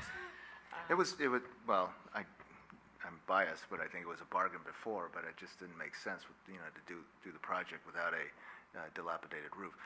Just a little more information, there is going to be some repair that was included in the initial proposal that affects the roof, and so, there's going to, what do we do, patch it? And, if the roof project isn't included. Okay. So you just want consensus from the council to bring something back? Is that it? Or? If it's the council's interest to provide a grant, that's the first question, and then the second question would be the amount, and I would suggest that we just return at the July 8th meeting to capture that in a resolution form, but we would accept your direction. I think that would be satisfactory for the Lions Club tonight to hear your consensus about that. All right. And I'm all for the grant being delivered to the Lions, and $30,000 sounds reasonable to me. Anyone else? no, 30,000 is what they're already offering to do the work, so. The Lions estimated their cost at $30,000 for the previous program of improvements that they had provided. Presumably, additional costs would be incurred to also add the roof. Okay. Everyone else agree with that in principle? Okay, but do you want to, Ken, do you need a firm figure? Like, do you need 15,000, 10,000? I think staff is more tuned to whether or not they should give a figure now, or comfortable giving a figure now, or even if it's something that is forthcoming for the July 8th meeting. Okay. Yeah, so. Through the chair, can I just recommend, I think we have a consensus from the council about the grant. I would suggest staff go ahead and analyze that and bring back on the 8th. Would that be? Yeah, that's fine. Actually, the director corrected me with some information that the $30,000 that had been discussed by the Lions Club before had indicated that that was not necessarily their cost, but the value of the improvements that would be produced. So yes, we would be happy to do that, to return to you with the dollar amount. I would say in the $10,000 to $20,000, $30,000 range is probably a reasonable. We'll look at this more precisely and give you a suggestion about what would be an appropriate amount. I think hopefully that, with the council's consensus that a grant makes sense, hopefully that is sufficient information for this moment for the Yes, and Lions I Club. apologize to staff and my colleagues for not having a representative here that's more in tune to what what is actually wanted. Okay, we can get that information. Michael? No, I think that it's definitely a Oh, very definitely. generous offer. It's fine. Yes. We'd be happy to work together what you need. with the club. Okay, good. Okay. 10D, and we've switched D for E. Adopt a resolution amending the agreement for shared deputy fire chief, fire marshal, and division chiefs between the cities of Millbrae and San Bruno. We're doing E. Is that what you just said? Yeah. Good evening, Honorable Mayor and Council. Before I get started, I would like to say thank you to the city manager and to yourselves for your name tag. Oh, great. Thank you. Appreciate that. I just want to say thank you. I know fire, we've come forward, we've asked many requests. The council's been very supportive, and as well as the city manager. As the fire chief, I look forward to the day that I can come forward to you and say we have some proposals that are cost-cutting, cost savings. I ask never lose hope and keep the faith, and because it's not going to happen tonight. Tonight we have a proposal before you That's two items. The first one we're going to take on is, we have two items. One is the agreement with the fire chief, shared fire chief agreement. The other is a shared agreement with the deputy fire chief, fire marshal, and battalion chief. So we're going to take the latter first, which is the shared battalion chiefs, the shared deputy chief, and also the fire marshal. And to begin, I got to go through a little bit of history of where this started. In 2006, San Bruno and Millbrae joined into an agreement, at which time San Bruno was able to eliminate one battalion chief and provide truck service to Millbrae. Millbrae has and provides two battalion chiefs and receives the truck service, so they were able to eliminate a battalion chief. So San Bruno eliminated two battalion chiefs, Millbrae eliminated one in this process. In 2008, the county fire chiefs made a decision. It was much like in 1998 where we dropped the boundaries and we sent the closest engine. In 2008, we changed the response to where we ended up sending the closest truck, regardless if you provided or staffed a truck. And this was for agencies such as ourselves, that we have a truck. If our truck was on a call, if it was out of service, if it was on mechanical, that we would have backup and have a truck respond into our area. So since that, San Bruno and Millbrae have entered into other contracts with the shared fire chief, we've done the shared deputy chief, the shared fire marshal, and all of those costs have been at a cost allocation formula of 50-50. So 50% has been paid for by the city of San Bruno, 50 by the city of Millbrae. City of Millbrae has sent us a letter requesting that we terminate the 50-50 agreement, and their proposal is a 60-40 agreement. Their basis is back from the Matrix study, which is 2008, and the Citygate study, which is 2009-10, which had multiple cost allocation formulas within the study that kind of ranged from an area of about 58 to 65% that San Bruno would pay, and a 35 to 42% that Millbrae would be responsible for. So with that in front of us tonight is the proposal that it is a new cost allocation formula of 60-40, which has a negative fiscal impact on us of about $239,000. And so with that, I'll answer questions that you may have. Any questions of the chief? Chief, it's difficult sometimes for us, for me at least, to understand, the truck issues and the engine issues. And you sort of explain it, but not. Can you elaborate more on what happened in 2008 as far as the county's decision on the usage of trucks, and how did that affect our partnership with Millbrae? You bet. So prior to 2008, if there was an auto accident in Millbrae, that Millbrae would get, or prior to 2006, there's an auto accident, Millbrae would get one engine, they would not get a truck to respond. So the agreement we went into in 2006 allowed Millbrae to get a truck. In 2008, the county fire chiefs, both those individuals that had trucks housed and that did not have trucks housed, were trying to figure out how to make the system seamless, much like the engine companies went back and forth to have the truck companies respond in case our truck was out of service for the reasons we mentioned before. They were on a call to make sure we had backup. So with that, the agreement that was made and the response plan was changed at county communications to automatically dispatch a truck, and it was dispatching the closest truck to the vicinity of the call. So that may be a San Bruno truck that goes, it may be a Daly City truck that goes, it may be a South City truck that goes, a CCFD, Central County Fire truck that goes.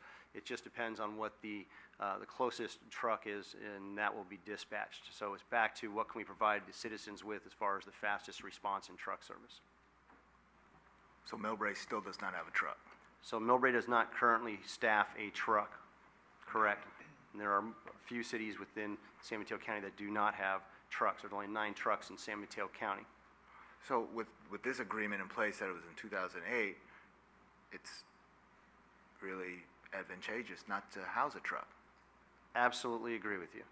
If that is If that is, and again, it affects the level of service that you'll provide within the own community. Right. But for cost factors, absolutely. And it's an issue with truck service and also with battalion chiefs, as certain agencies end up eliminating battalion chiefs and go from 3 to 1.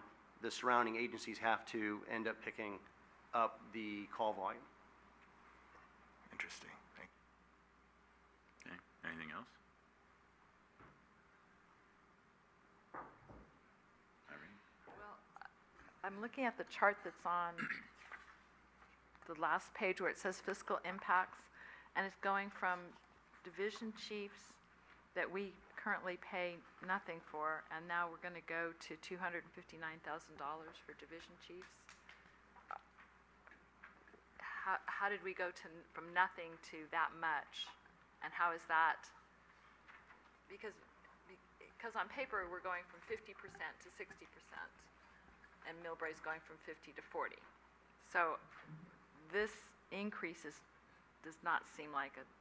If I can, let me go ahead and explain that then. Okay. Yes, because Millbrae calls their individuals division chiefs. We call them battalion chiefs. They perform the same duties. So division chiefs and battalion chiefs are the same for this conversation as far as the jobs they perform. So currently, we pay 100% of one battalion chief. Millbrae pays 100% of 2 battalion chiefs. We would then put the 3 together and pay 60% of the 3. So instead of paying 100% of the 1, we would pay 60% of the 3. And why would we do that? And why would we do that? The question is in play is that Millbrae is questioning that they're going to get truck service regardless of their contract that they have, where they're paying for 2 battalion chiefs and getting truck service in return. So if our truck is out of service or not able to respond to Millbrae, then another truck would have to respond, either Daly City's truck or CCFD's truck. So because of the way the system is set up, it has, for lack of a better word, devalued the contract that we had from 2006 to 2008. And so when we entered into the matrix study and we said, what should the cost allocation formulas be, it kind of came across between that range we talked about earlier, that if we were to get into a larger consolidation, when we looked at the full cost of the entire consolidation, that the share would be about a 60-40 split from the Millbrae-San Bruno side. If I may, and I may be stepping on toes or something, but Millbrae knew this in 2008, and this is 2014, and they're just now saying they want to change? There's a lot of people that are asking that same question. Okay. Okay, so I'll stop there if there's other questions. Anyone else? No? Okay. Continue. Continue. I don't have any more questions, except this is, well, I don't have any more questions. I was noting that one of the alternatives in the list here, besides the do not approve, what would be the ramifications if we said, no, we don't like this? They're going to stop. I mean, it just seems very strange to me. If I might step in here first and answer the previous question, or at least provide a little bit of additional information. It's only been recently, I would say within the last probably about a year, and maybe I was just not well informed, but I'm not sure that all of the non-safety personnel, the city managers in particular, the council members certainly, were aware that a regional deployment change had occurred at the operational level. So even though this information, this discussion has been going on now for a little bit of time, it certainly has not been information that I think policymakers were aware of going back all the way to 2008. I hope that helps to illuminate the why didn't they say something earlier question that you asked previously. So alternatives, what happens if your second question, what might happen, what might be the logical outcome if you failed to agree to Millbrae's request for amendment of the agreement? Millbrae has already given us notice and triggered the 60-day notice period for termination of the agreement.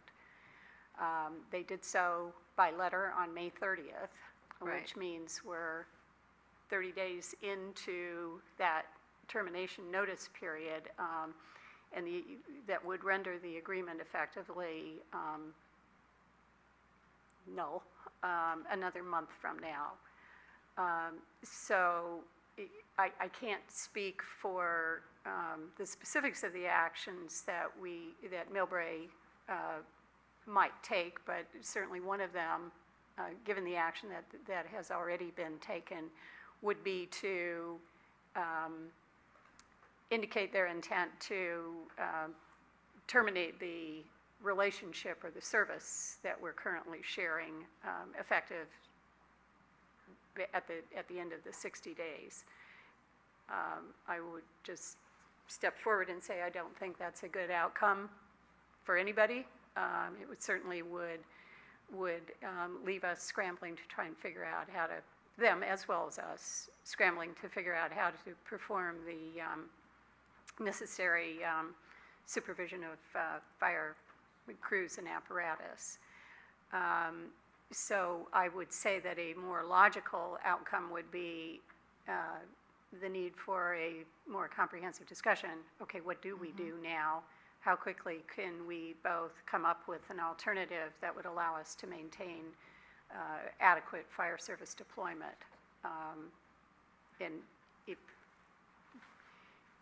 an alternative that you might want to consider if you would like us to take on that discussion might be to approve the agreement or the amendment to the agreement, the amended agreement, for a period it's recommended in the staff report as an alternative of, say, 6 months, during which we would work methodically with Millbrae as well as with our other partners in Central County Fire Department to determine how we might reasonably proceed with a solution that would avoid being in a situation of not having adequate supervisory coverage. Okay, thank you. And I sort of understand Millbrae's position. They feel like they don't have the same service that they did before, and they're paying more than they feel they're paying more than they should. But it seems, I don't know, like it's a big financial surprise, so to speak. And if we hadn't had the surplus that we fortunately did this year, we would be scrambling to pay for it. $239,000 is a lot of money. So I would, unless there's other questions, I would introduce the resolution with the alternate to. Oh, I'm sorry. Do you have questions? Comment. Okay, go ahead. Something on what you're saying too. Thank you, Ernie. A couple things on this. So I want to, if we were to enter into this agreement, then as far as any retirements from the city of Millbrae when it comes to their division and or bat chiefs, the city of Millbrae would then be responsible for the PERS and for any of the buyouts and any options that they offer currently as they are employed with the city of Millbrae, correct? Right. Thank you for asking that question. Actually, the agreement is silent on the specifics of that topic. However, past practice in our shared staffing relationships with the city of Millbrae have turned out the way we would expect, which is that Millbrae would be responsible for those costs independently, and San Bruno would not share any costs of accumulated time paid out on separation of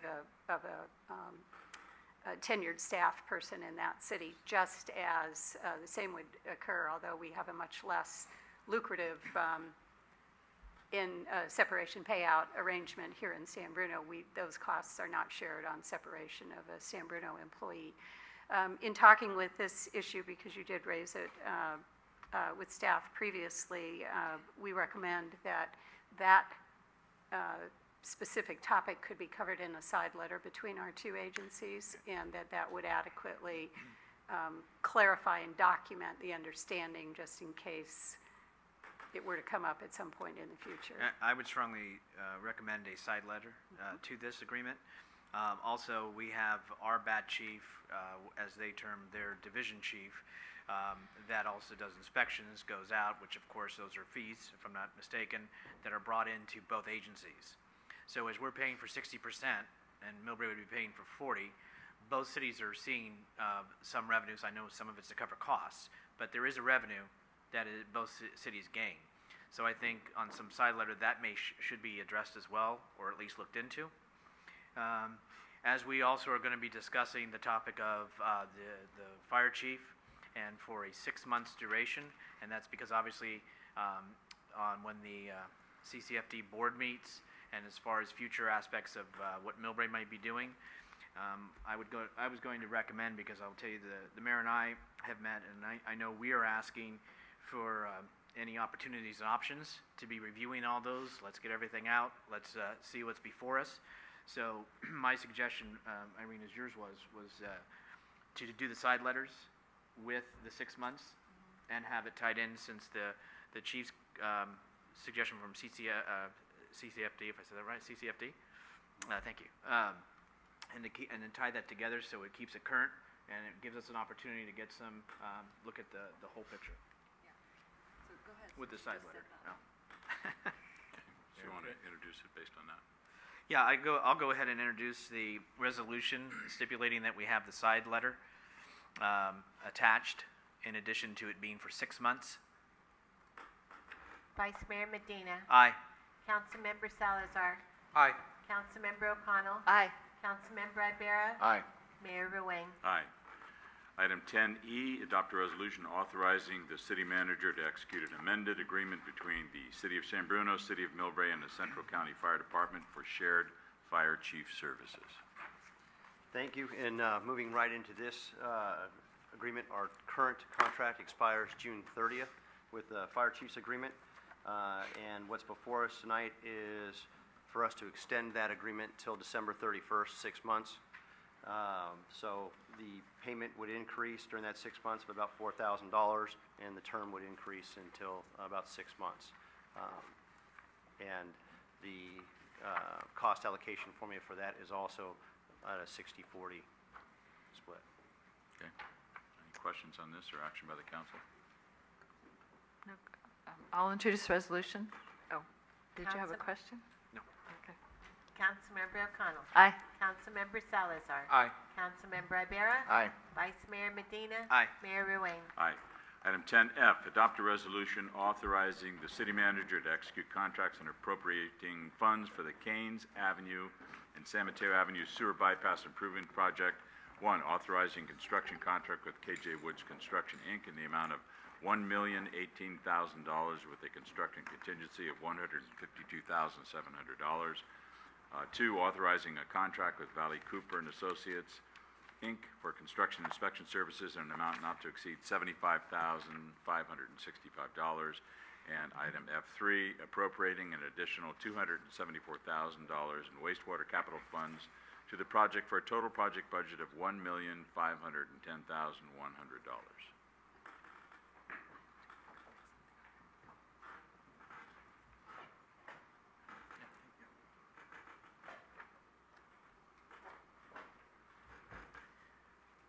Good evening, Honorable Mayor and members of the council.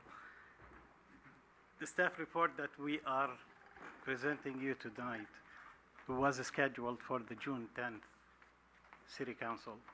Just shortly before the council meeting, we had to pull that item of the agenda due to receiving a request of withdrawal of one of the bids. the Keynes and San Mateo sanitary main system has been experiencing numerous SSOs and has been identified at the highest risk for overflows.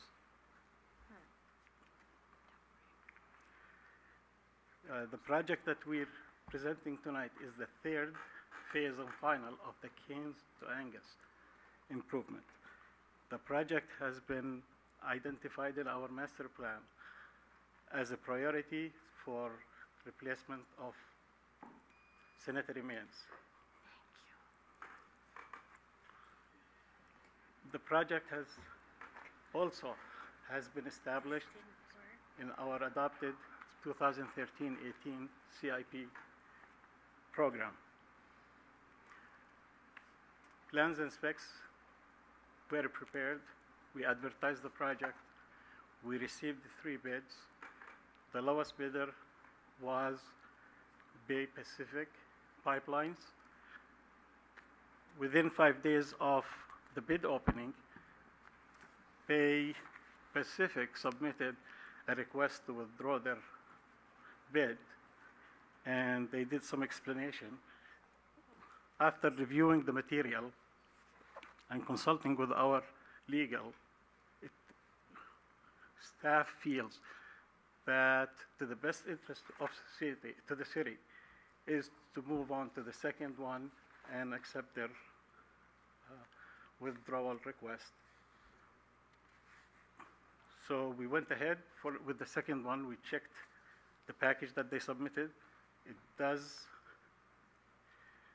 meet all the criteria. They have demonstrated that they are responsive as well as responsible contractors. The second bidder is KJ Woods.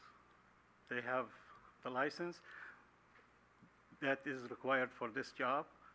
They have done a lot of work, including the second phase of Keynes and Angus for the city, as well as the Mastic utility improvement back in 2010.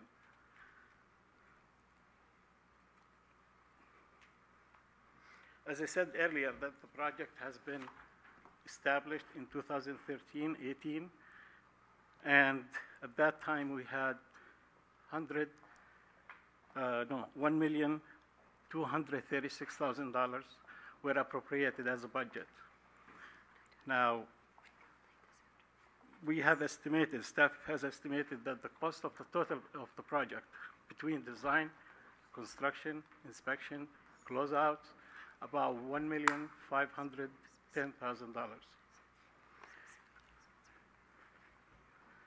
We're recommending,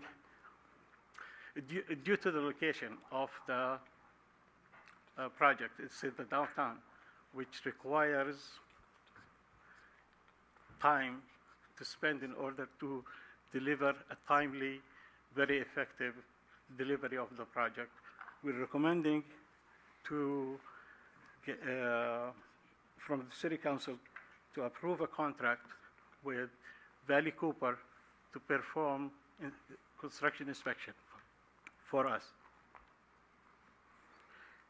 Also, we are recommending an additional appropriation between the difference of the anticipated cost total and the appropriated budget in the amount of $274,000.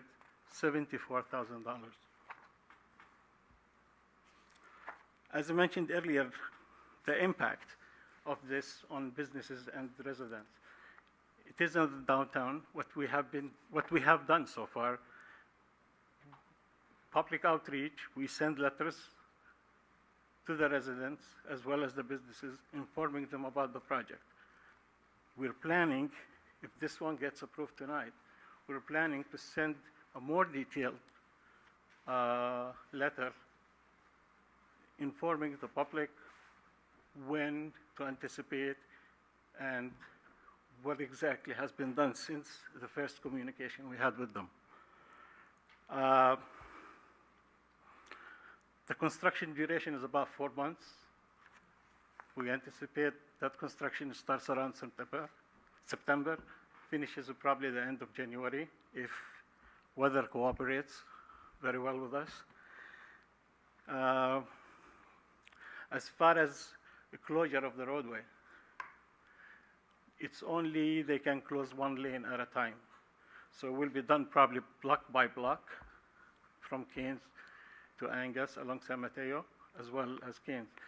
So there will be a loss on the side that we are closing, but the parking on the other side is always available. That's only during the construction time. At night, they plate it, everything back to normal. It's gonna be frustrated for the public, but staff is confident that we can handle the overwhelming crowd. With that, I'm willing to answer any questions you have. Great. Any questions of staff on this item? Action by the council? Well, Irene? I have a few maybe suggestions. If we award this tonight, that the contractor have a number out that people can reach him if they have complaints. You know, have a board that says under construction by whoever it is. If you have something in concerns, call X number. We did it when up in Glenview a couple times when they did things like that, so that the residents have some feeling of control, or at least We typically send letter for all our projects informing them what the project is all about, what to anticipate, the inconvenience, etc.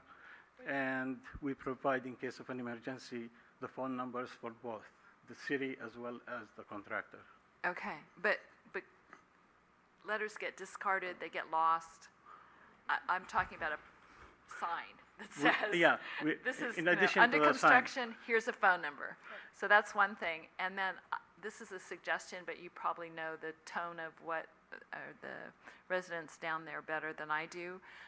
But maybe a meeting at the Legion Hall saying this is what's happening. You know, put a face on the contractor, have him be there and say, this is the person that's doing this. It's going to be inconvenient. It's going to be 4 whole months, but we're going to make sure, you know, that there's traffic control, that all these things are going to happen. Just a suggestion, it might cut down on the complaints you get later. Yes, I agree with you. Okay. We have done an open house earlier during design, and we received only one letter, and nobody showed up. Yeah, But you know, we followed up with the public. Meanwhile, we're planning on sending letters as well as what you suggest to have a poster, as well as post it on our website. Okay. Just for your information, it's part of our normal project delivery process. That is a mandatory pre-construction meeting with the neighborhood, with the contractor on site at that time. Unfortunately, our experience is not very positive. Typically, very limited residents attend those meetings, but always, without any exception, is scheduled the meeting and everybody is invited. And it's a great suggestion. Certainly, the phone number will be provided on site. Maybe Ken can put it on Facebook. That seems to get a good response. Yeah. Just because Ken wants to communicate with people. I'd like to make a suggestion that when you send the notices out, that you send a copy to us also, so that we're apprised as to when the project is actually By all happening. means, yeah. My one question, you know, and we always look at the numbers, always look at the bottom line, and so I'm assuming, and we did get an email from the city attorney stating the reasons for withdrawing the bid, and so that I'm assuming what was left out of the bid, or the problem with that winning bid or that low bid, you know, would have significantly increased the cost. So KJ Woods is pretty much in line. Yeah. Right, that was over $100,000, I think, that was estimated, that was mistakenly left out of the presumptively low bidder. Big mistake. Okay. for discussion or action by the council? I'll introduce. Councilmember Ibera. Aye. Councilmember Salazar. Aye. Councilmember O'Connell. Aye. Vice Mayor Medina. Aye. Mayor Ruane. Aye. Item 10G, receive a report on the 10-year capital improvement program work plan for sewer and water main replacement.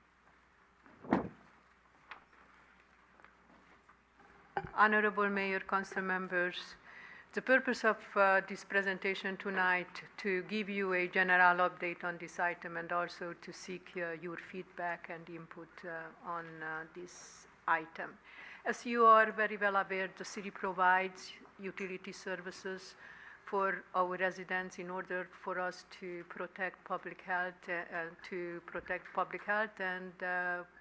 private properties.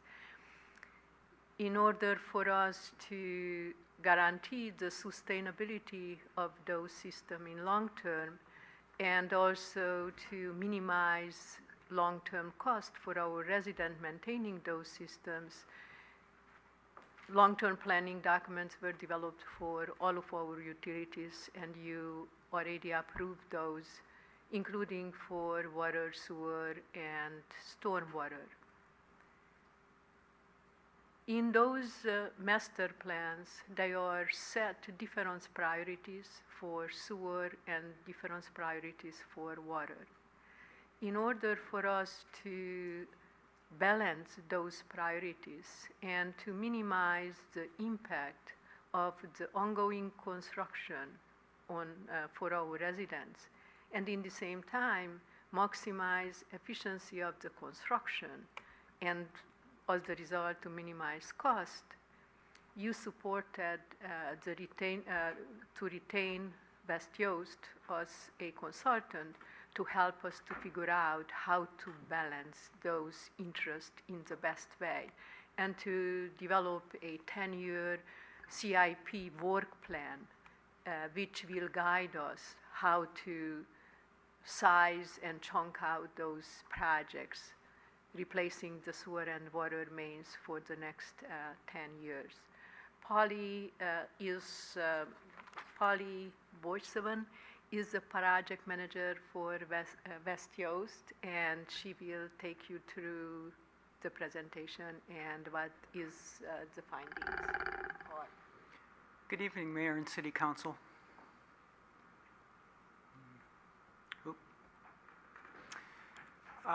As Clara established, the purpose of the program is to establish a coordinated sewer and water main replacement program that will go over the next 10 years.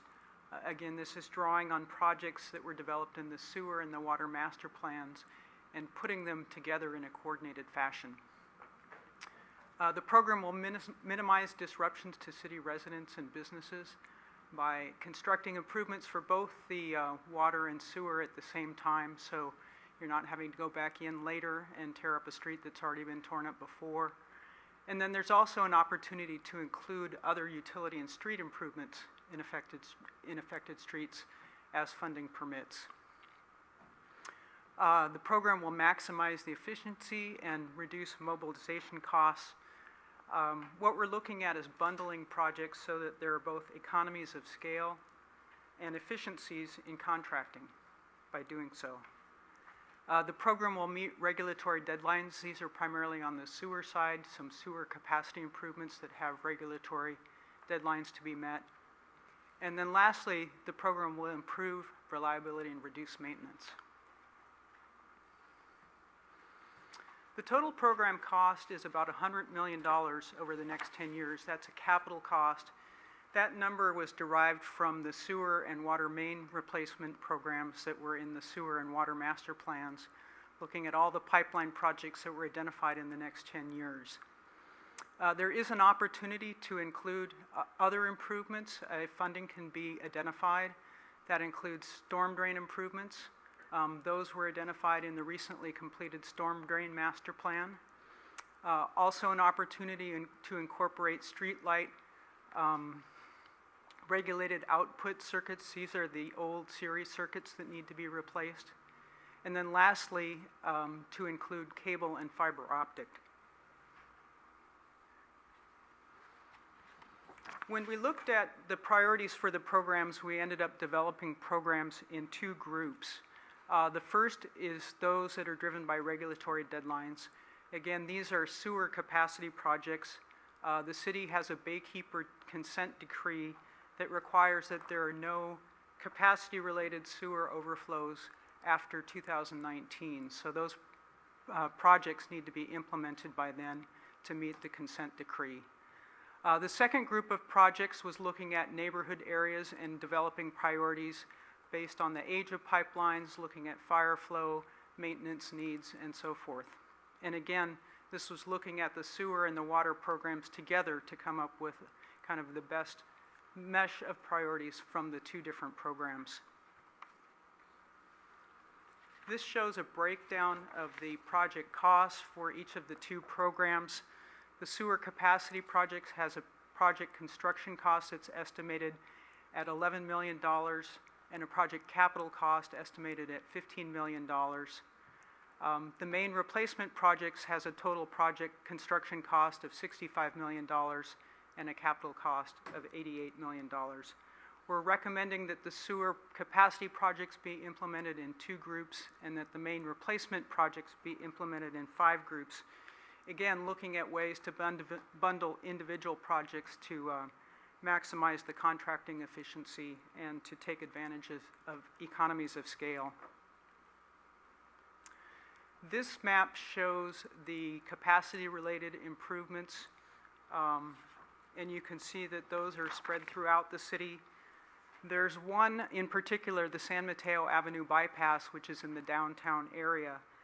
That's part of the transit corridor, and that project presents an opportunity to improve the downtown as part of the project. So that project would likely be broken out as its own standalone project. The others, which are strictly capacity related, would be bundled together as a single package. And again, for all of these areas, we've also taken the water main improvements that would be in these same streets and bundled them as part of these programs to coordinate those two efforts. Here, this schedule shows the proposed schedule for the regulatory capacity projects. Again, singling out the San Mateo Avenue bypass, which would be done as a standalone project, and then bundling the others.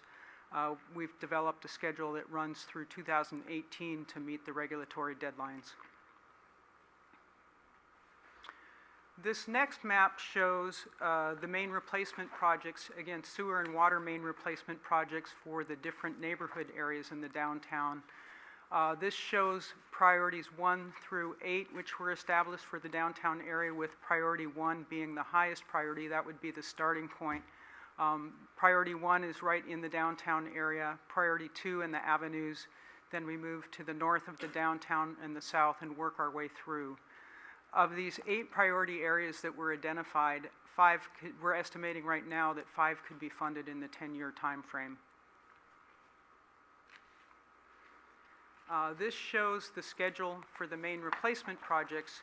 Again, we've staggered these because of the need to get the capacity projects underway and implemented by 2019. We've pushed the first priority projects for the main replacement out a little bit further, starting in 2015 with design activities, and then moving forward, running through 2024. In the future, we'll be coming back to you with updates, giving you periodic briefings on the progress of the program, and then informing you of also any updates or adjustments to the program. Before concluding this presentation, I would like just to add one additional information what I felt to mention, that this cost related to the water and sewer replacement is included in our rate study and was considered as part of our rate study for water and sewer. No other utilities are funded, only just the water and sewer main replacement. And also I want to point out that Mark Reinhardt, who is responsible for water, and also Dennis Bosch, who is responsible for sewer, they are here to help us with any answer and to hear your feedback and input. Good. There's no action this evening. Any questions on the report at all?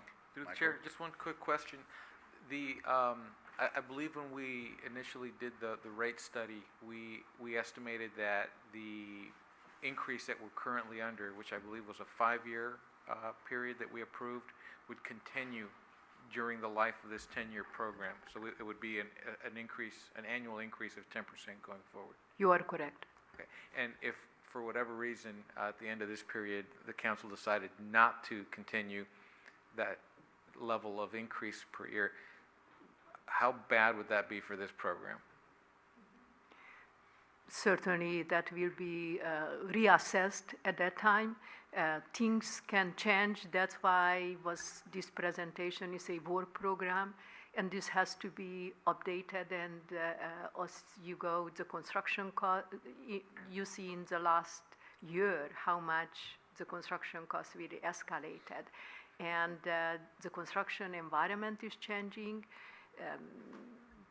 Depending, this is a planning level design for most of this project, that during the design those will be further refined, but no question that reducing the investment level will have an impact on the city's capability to replace the system in the same aggressive manner that probably will extend the time frame when the system will be replaced.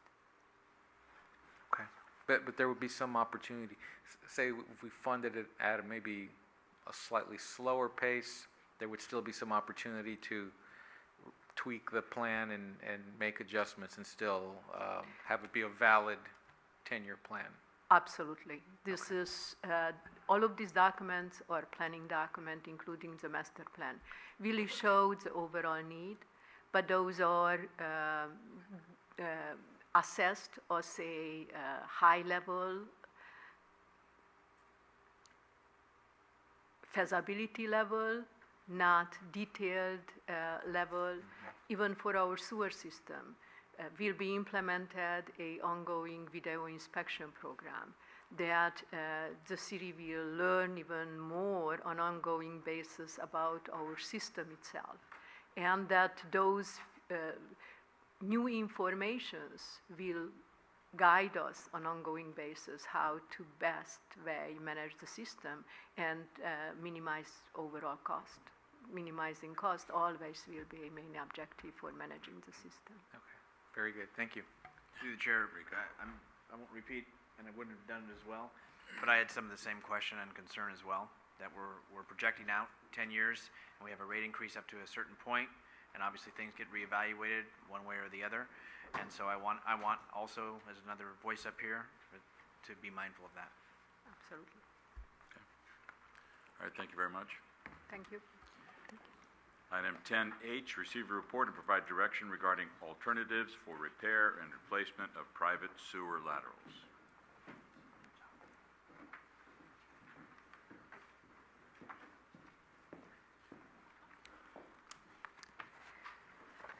As discussed before, how critical is the proper maintenance of our system to really support long-term sustainability, proper management of the system, and also to minimize cost. Sewer is no different than any of our other system. And I know that I used this analogy before, and is the easiest way for me to say that is the sewer is a very simple system. You just have to keep the sewer in and the rainwater out, and that the system will work just right. Of course, to be able to do that is very important, the structural integrity of the system. And the system works as a whole, irregardless who owns it, who maintains it. As you are very well aware that the city owns the mains, the sewer mains, and the property owner, each resident owns the lateral between the home and the main, except based on the policy decision what the council made back in '86. If the resident will install a proper, up to the standard clean out, then the city will take over the responsibility of the maintenance and replacement of the lower lateral at that time. It's our interest to properly manage the system irregardless of who maintains it or owns it, for that reason, that the rainwater will get in the system even through the privately owned portion of the system, and also the sewer will get out even if it's not maintained or owned by the city. Right now, about 25% of lower lateral is under city's responsibility to maintain it, based on the fact that about 25% of our residents installed the standard clean out. Due to the age of the system, and now the sewer system reached that time when more and more problems are developed, including with the private lateral itself, is the need for the city to replace the lower lateral and then to take over the responsibility of maintaining it is escalating in the last few years. You had that information provided in the staff report, and you see the huge escalation of the investment what the city needs to provide for the replacement and the maintenance of that section of our system, which really is a huge draw on our resources, including human resources and financial resources. Reason why back in 2012 you asked us to come back with some possible alternative for you to consider what would be the best way for our residents and also for the city to manage this issue in the long term. Jim Birch will take you through alternatives developed by us as possible menu for you to consider. Honorable Mayor, members of council, we took the report that was done in May 2012, and we, because several cities were updating their policies regarding laterals, we called and asked them lots of questions about what they were doing, and we basically firmed up the report that the consultant did in May, and we added a little bit more information to it, and in particular in your staff report, some of the costs associated with the lateral response that we provide now, and also projected out into the future what we anticipate is going to happen. We've taken this information and the policy recommendation report to the subcommittee, which we've adjusted several times, and there is a matrix in the back for Councilmember O'Connell, and hopefully we did it at least to give you some, at a quick glance, a quick comparison for the alternatives that we've explored. And they are in line with the consultant's recommendations that were done in 2012 with a couple of additions, and I will point those out. Basically, what we're recommending for the council in terms of an adjustment to the policy is to make the property owners responsible for the maintenance, repair, and replacement of the lower laterals, what we call the lower laterals, regardless if they have a clean out installed or not. That's in line with the consultant recommendations, as I would mention, and also several other cities have made that adjustment as well. And in speaking with them in the survey the consultant did, most of the adjustments were as a result of a consent decree or some outside influence as far as SSOs and also costs. we believe that this would allow us, we would recommend that we follow kind of the daily, what we call the daily city model, which would be, we would still want to respond to our citizens and help them with any SSOs or any blockages or problems that they might have. But we would try to clear it and so forth, and then TV the line so that if we could, to determine if there's root problems or a separation of the pipe, and then we could provide that information to the homeowner as added information for them to make a decision. We would reduce an SSO, we would respond and clean it up if we could, but provide the homeowner some guidance. In addition to that, we've researched, we've met with 2 different companies that provide a warranty program for homeowners. And for less than $10, both companies have different levels of service, but in a nutshell, they would cover up to $8,000 one company covered for lateral replacements. So a homeowner would pay $8 to $10 a month for warranty coverage on their sewer line, and when they have a claim, they contact 24 hours a day, they contact this company, and they come out, assess the problem, and replace the line. And in this case, $4,000 from the house up to the property line, and then another $4,000 would cover the street work, basically, sidewalk and street. And the other company, I think, had it limited at $5,000 for the whole entire work, no matter where it was, from the house to the main. So there's a little bit of difference in the programs and the presentations that we saw from the companies, but that's one thing that the council could consider, a warranty program, and partner with them. Daly City has partnered with the company.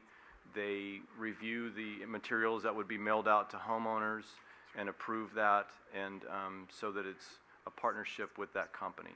That's something the council could look into. Another thing that we investigated was a grant program. San Mateo has a grant program. South San Francisco had a grant program, and both of those were a 50% match up to a certain defined amount. San Mateo's is up to, I believe it's $5,000 for a cost share, and the homeowner would be responsible for getting 3 quotes, and San Mateo would pay up to $5,000 of the lowest quote for the work to replace a lateral. So that's another thing that we looked into.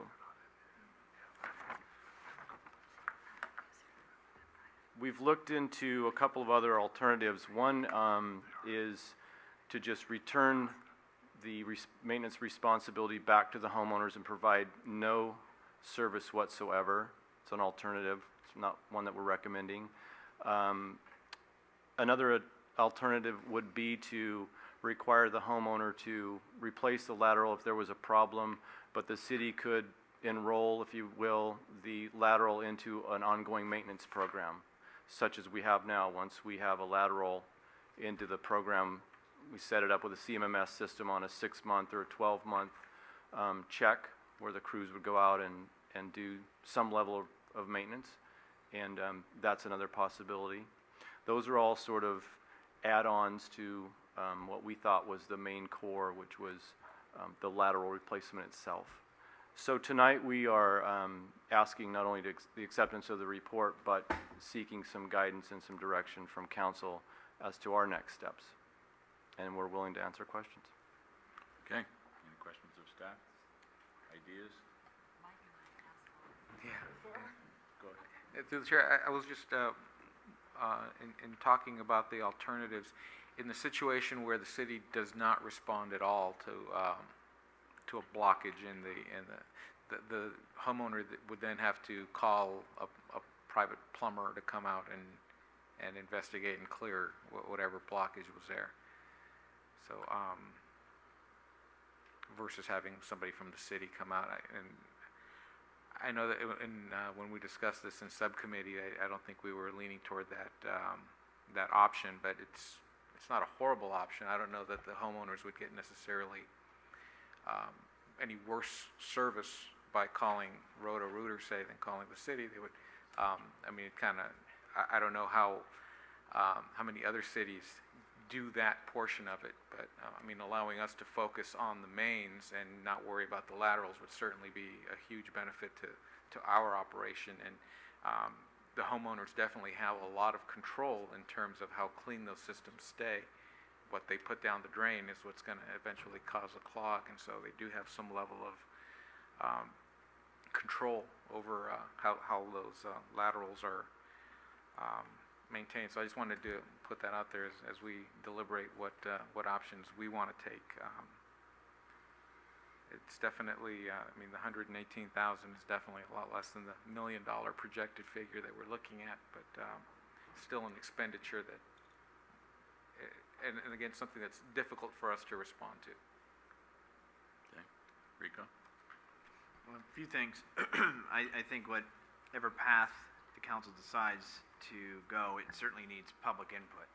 It certainly needs to, and I don't mean just have a meeting here at 6 o'clock on a Tuesday night or a Wednesday night, but I mean true public education and really getting out there to all segments of the community. This is a big, different direction. And we can't assume the door hanger is going to work. I don't want to assume. So that's my first and most critical concern. When we talked about the two agencies that were interviewed as far as just as ideas, concepts for private insurance, where are they headquartered out of? The warranty programs? Yes. I know one is on the East Coast. I don't know exactly where. And the other one is I think, in the middle of the country. I couldn't tell you. We can provide that information. We do have, I have the printouts. I just didn't bring them tonight for those warranty programs. So then the resident would go ahead and obviously be paying the insurance company, depending if they had interior, exterior coverage, and then the maximum amount, which may have a couple levels, depending on how much they want to pay. So then the homeowner, if determined by a video to go ahead and go forward, and the cost factor is brought to the insurance company, they then could come back and say, granted, we will do the maximum of $3,000, $5,000, and then there's going to be a copay to the resident for X number. And if the resident can't afford it, which is possible, then they're kind of stuck at that point, correct? I don't know about being stuck. I don't know about exactly what the warranty program would cover and under what scenarios. I know that when we met with them, they have a really high success rate. They are endorsed by the National League of Cities, and have a and what they told us was that they pay up to, like I said, $8,000. I think we've estimated our costs. You know, it depends where, but anywhere between $3,000 and $8,000 for a lateral repair. So we asked them that question, or what would happen if you get into a situation, and they said that the majority of the time that they're able to replace the entire lateral for that cost. Obviously, there's some. And it depends what the person chose for their insurance. If the coverage was too low, like a car insurance, it's the same. You know, you're going to get to a certain limit. So I'm sorry, I don't mean to interrupt, but neither of the companies, I don't have their materials here, but I'm just from memory, neither of the companies we spoke to had any deductibles for coverage. It was monthly premium, and then they paid whatever the cost was. Through the chair. They're not really insurance companies, correct? They're warranties. It's a warranty company, not an insurance company. So I know they're I'm just using insurance as a comparison. That everybody's got different levels of insurance: car insurance, home insurance. But actually, yeah, these companies this did does not have such This levels. is different. It is different. I'm a little familiar with some of it. So this is why I'm asking the questions. So also in the city cemetery, you brought up something which I've brought up often, is the program they have where they incentivize somebody to go out. I've often brought that up. The last time I brought that up, Clara had said, well, but we want to be mindful. Rico, you've brought this up as far as the rates. So I would assume that means that the money would have to come from somewhere, which means higher rates. Is that a fair statement? Yes, it is a fair statement, and would be then part of the discussion and recommendation that whatever grant program the city would think about it, and also besides the grant program, which can be part of the tool kit what you are contemplating, also could be for low-income families, a separate program. Those should be less than how much was the average cost for the city, that you will have to contemplate that whatever the cost for those grant program or low income, for low income has to come from a special revenue for the rate purposes. But at what level you are setting that grant program or providing to the resident would be lower than the existing cost to the ratepayer right now. Okay. And again, I think these are some avenues in which that do need to be explored. I know for the city of San Bruno, there are some that are already belonging to warranty, insurance type structure, whatever the word you want to use, that has increased in the city of San Bruno. If we want to look to other cities, we can look to South City and San Mateo, some of our neighbors who already have that well established into their communities. And so there's people right next door to us that certainly can give guidance and some information that they have that they've been using for quite some time. It doesn't have to be them, but on how they do it. And of course, it's through different agencies, not through the city so much, but they outsource that as well. Thank you. Anyone else? Yeah. Go ahead. Oh, no, Michael and I have. Oh. Okay, so as a Spoken, subcommittee. so we need, yeah. As a subcommittee, and you're way deep into this more than others. Yeah, no More pun ways intended. than one. Yeah.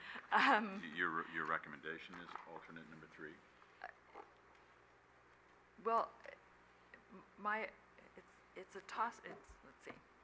We were trying to find a kind of happy medium, so to speak. We didn't want to abandon people totally from what they're used to, as you know, the city's been taking care of it since 1986. People are used to it, they expect it. This would be a drastic change for some people. But then I was listening to what Michael was saying, and I realized one of my mother's rental properties, they had a backup. They didn't think about calling the city, they called us, and we called the plumber. So that was a $500 bill just to go in there and go, oh yeah, and cleaned out the line. So maybe it's not that drastic of a change. Maybe the people who haven't been around all that long don't expect the city to do it. So I don't, you know, it's why we're here tonight. That's why we went through all this stuff. We did this for hours several times, and we don't have a definitive answer for you either, except that there's the cost. I had to make the matrix up so that we could see the cost, and the projected cost is amazing, and not in just dollars, but in the staff time and the time away from other projects that desperately need to be done. So there we are. Yeah. Okay, we have a member of the public, Mr. Rico. Robert Rico, 7th Avenue. Two things you had commented before, and I guess led the citizens to believe that if they had the right cleanouts, that the city was going to take ownership up to a certain point. I think if you're going to change that, you need to be really strong in your justification, because in effect, if you give them something and now you're saying, well, we're going to take it away without proper justification. And I go along with Vice Mayor Medina's comment that you really need to advise the people and have a meeting or two where this really gets discussed and not just in front of a handful of people, because I think when it goes into effect, you're going to get all sorts of complaints. Thank you. Okay. I guess the issue is that over the years, things get pretty old, and the city has, you know, early on in this whole situation, done some things that were pretty gratis for the citizens, and now it's to the point where it's costing way, way more than we should really be able to absorb. So you look at other cities, and a lot of them, you know, have the homeowner take responsibility for that, and I really think that's what we have to do going forward. If there's some way to compromise or ease into it, that would be great, but I don't think the city should have to take on responsibility of that whole line when, in fact, other cities are having the homeowners take responsibility. Through the chair, I would also comment along those lines that the homeowners that did take advantage of that program and had cleanouts installed still have a huge advantage, even if the city's not assuming that, because that could make a $500 plumber call a $100 plumber call, because that cleanout is in place, and it simplifies the process. So, point well taken, though. I do see that there could be a lot of confusion and complaints from the public, so we'll approach that carefully. Okay, Ken? And I'd like to add, community development is still aggressive in making sure that homeowners install cleanouts for, I believe, most permit applications. And it might be permit applications that include just plumbing. But I think that is a program that, along with, educating the homeowners on, that there's going to be a change. I mean, the whole discussion, I kept thinking about the sidewalks and how everyone, just accepted the fact that the city took care of sidewalks because it was in the right-of-way, and that my responsibility went to here, and that the city needed to take care of all the sidewalks, the lifts, and all the cracks. And that's been a very challenging transition to get the homeowners to understand that it is their responsibility now. So I agree with the Vice Mayor. I mean, we do need to get into a little more of a simple education process to let everyone know, what does this mean? And I'd like to feel more comfortable knowing, just like what Irene says, is, how often does this happen, and, how many, I guess, problems arise between cities and homeowners if some of these cities are taking or giving up responsibility and passing them on to the property owners. Are there disputes? Are there, major uproars now? So. And finally, the only thing I know is looking at the chart is in 2011 we were at one point and it looks like more than doubled between 11 and 12. So this is something that should be on our radar, should have been, and I know they were waiting for another year of information, I don't know. So with that said, I believe this is something that is, I know nobody likes moving slow, but at the same time, I really think the public needs to be brought into the fold and really needs to be brought to the table along with the rest of us. We can say what we know from our big picture up here and going over the budget and the costs, but I think it's important to bring the residents and so that they feel as best we can to explain the situation that we have.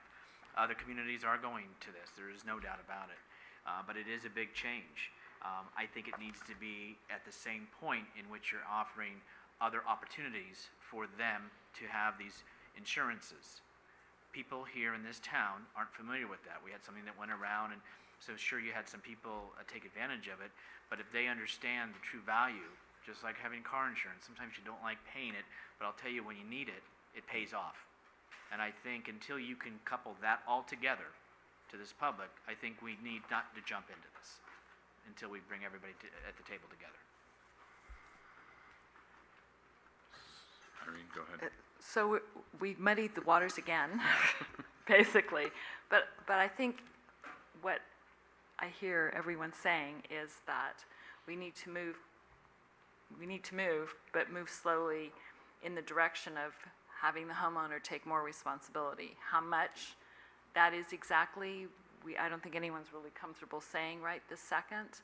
I think having the warranty programs available and educating people about those is very, very important.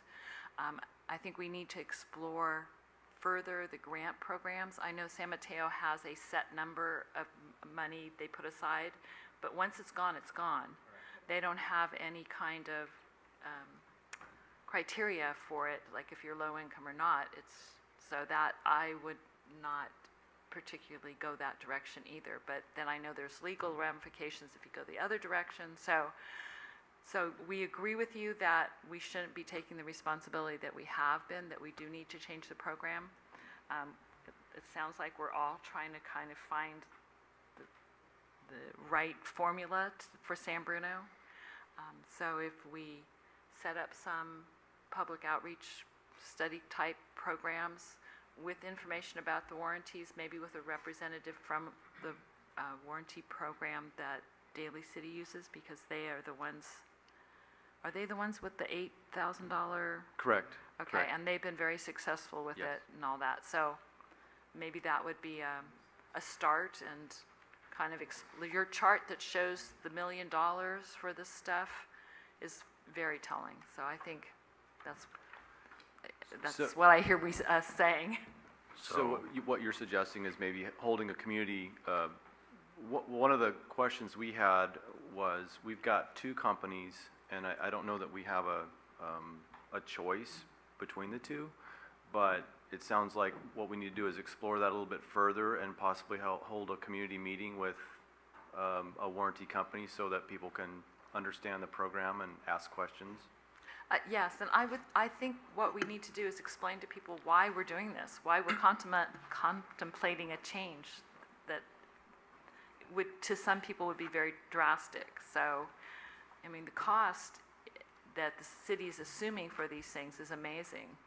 What Jim really mean by the fact that the city has a choice is that, like, Daly City entered in a marketing agreement with one of the company, but cannot prevent from the other company to really Oh, I see what you're saying. ask the residents to basically enter in agreement with them.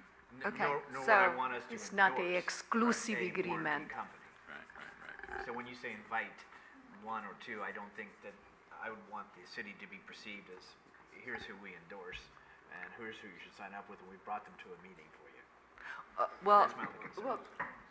Pardon me? The marketing agreement. Well, that is what Daly City, I'm not saying we should do that or not do that. I'm just saying that is what Daly City has done. Yeah. They chose one. You're right.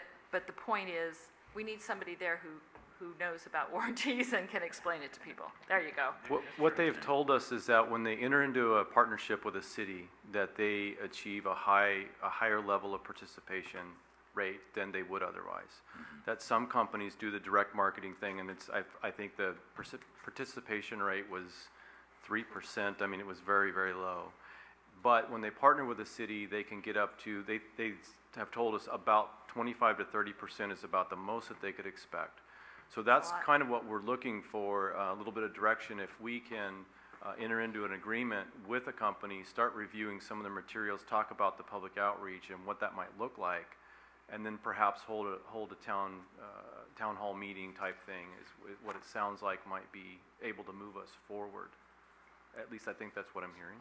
I believe so, and I think in principle, the council wants the homeowner to take, maybe all as a stretch, but a lot more responsibility for that line. On the other side, give them some other options to be covered if in fact they do have a problem. Sure. And in terms of outreach, I just wanted to address that because we've got a program that's specific to the Sharp Park neighborhood, and we had door hangers, but we sort of upped the antes, so to speak, where we sent staff out this past Saturday door to door to about 300 homes and tried to make personal contact to get people to be aware of the program. And tomorrow night at 6:30 at the Bay Vista condominium rental leasing office, we're going to have a meeting. So we've targeted that. I'm not suggesting that we could do that citywide, but we are trying everything that we can to, in this case, address the laterals in the Sharp Park neighborhood. And so it's our wish to do that in this case too, to educate people, whatever the policy may end up to be. Okay. Do you have a feeling for what you believe the council wants to have accomplished? I believe that STEP has a general direction and a sense of the next step. Great. I'd like to make a suggestion that we schedule a study session, and it could be the precursor to a more of a larger town hall meeting. But I think I need a little more education on this, and I want the key people to be there. I need visuals. I need all this stuff, and not a bunch of technical stuff. Okay. Because what we need to do is we need to be able to explain this in simple terms to the homeowner, and then also have clearly what the other programs that other cities have succeeded in. Okay. I would agree with the study session. The information that you said you needed to go get a little more detail here or there, maybe that could be brought back as a study session. Of course, public invited, welcomed, encouraged, and then that could be the first step. Okay, thank you. 10I, adopt a resolution accepting roadway improvements along Pacific Bay Vista Circle, Susan Drive, and Highland Drive.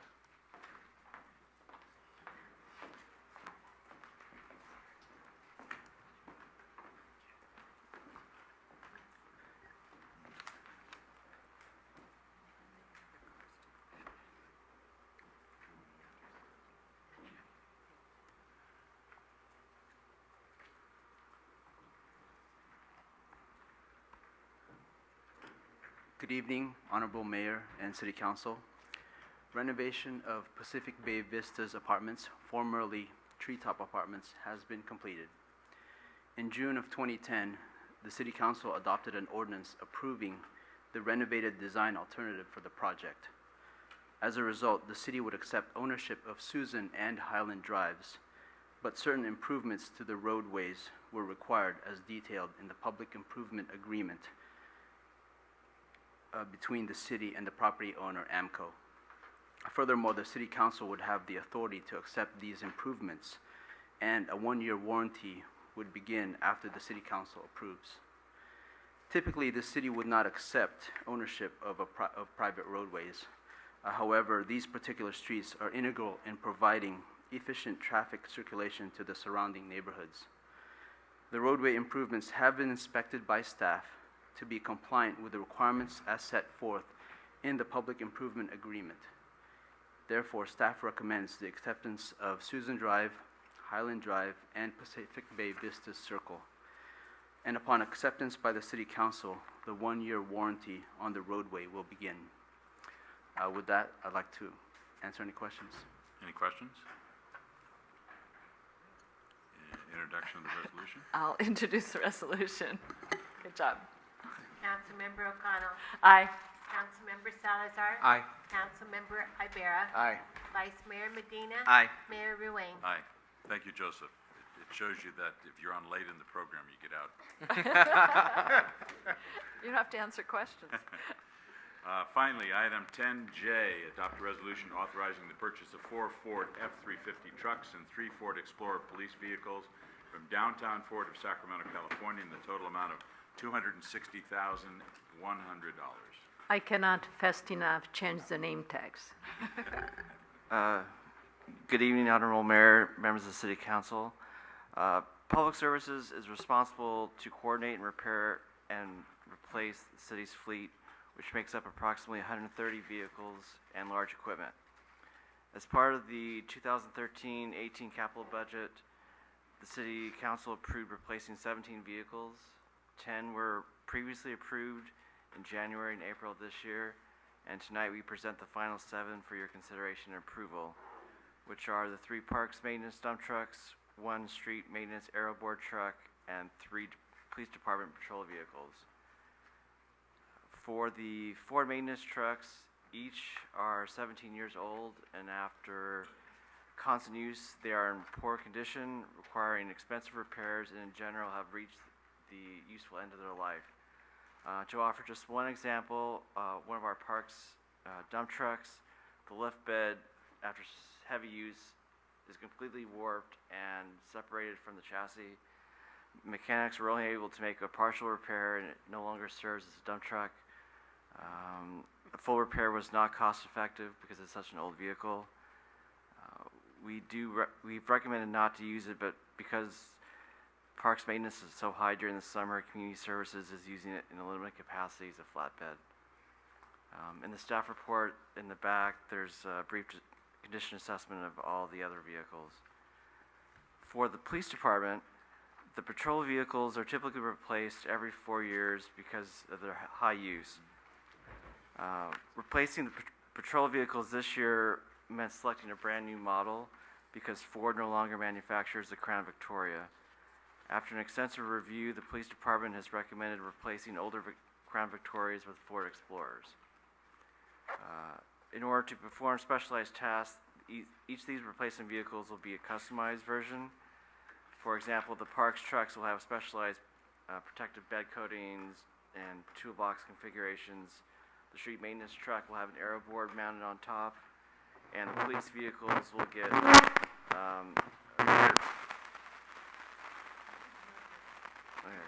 Anyway, they're gonna get a rear seat cage, gun racks, sirens, lights, communication systems.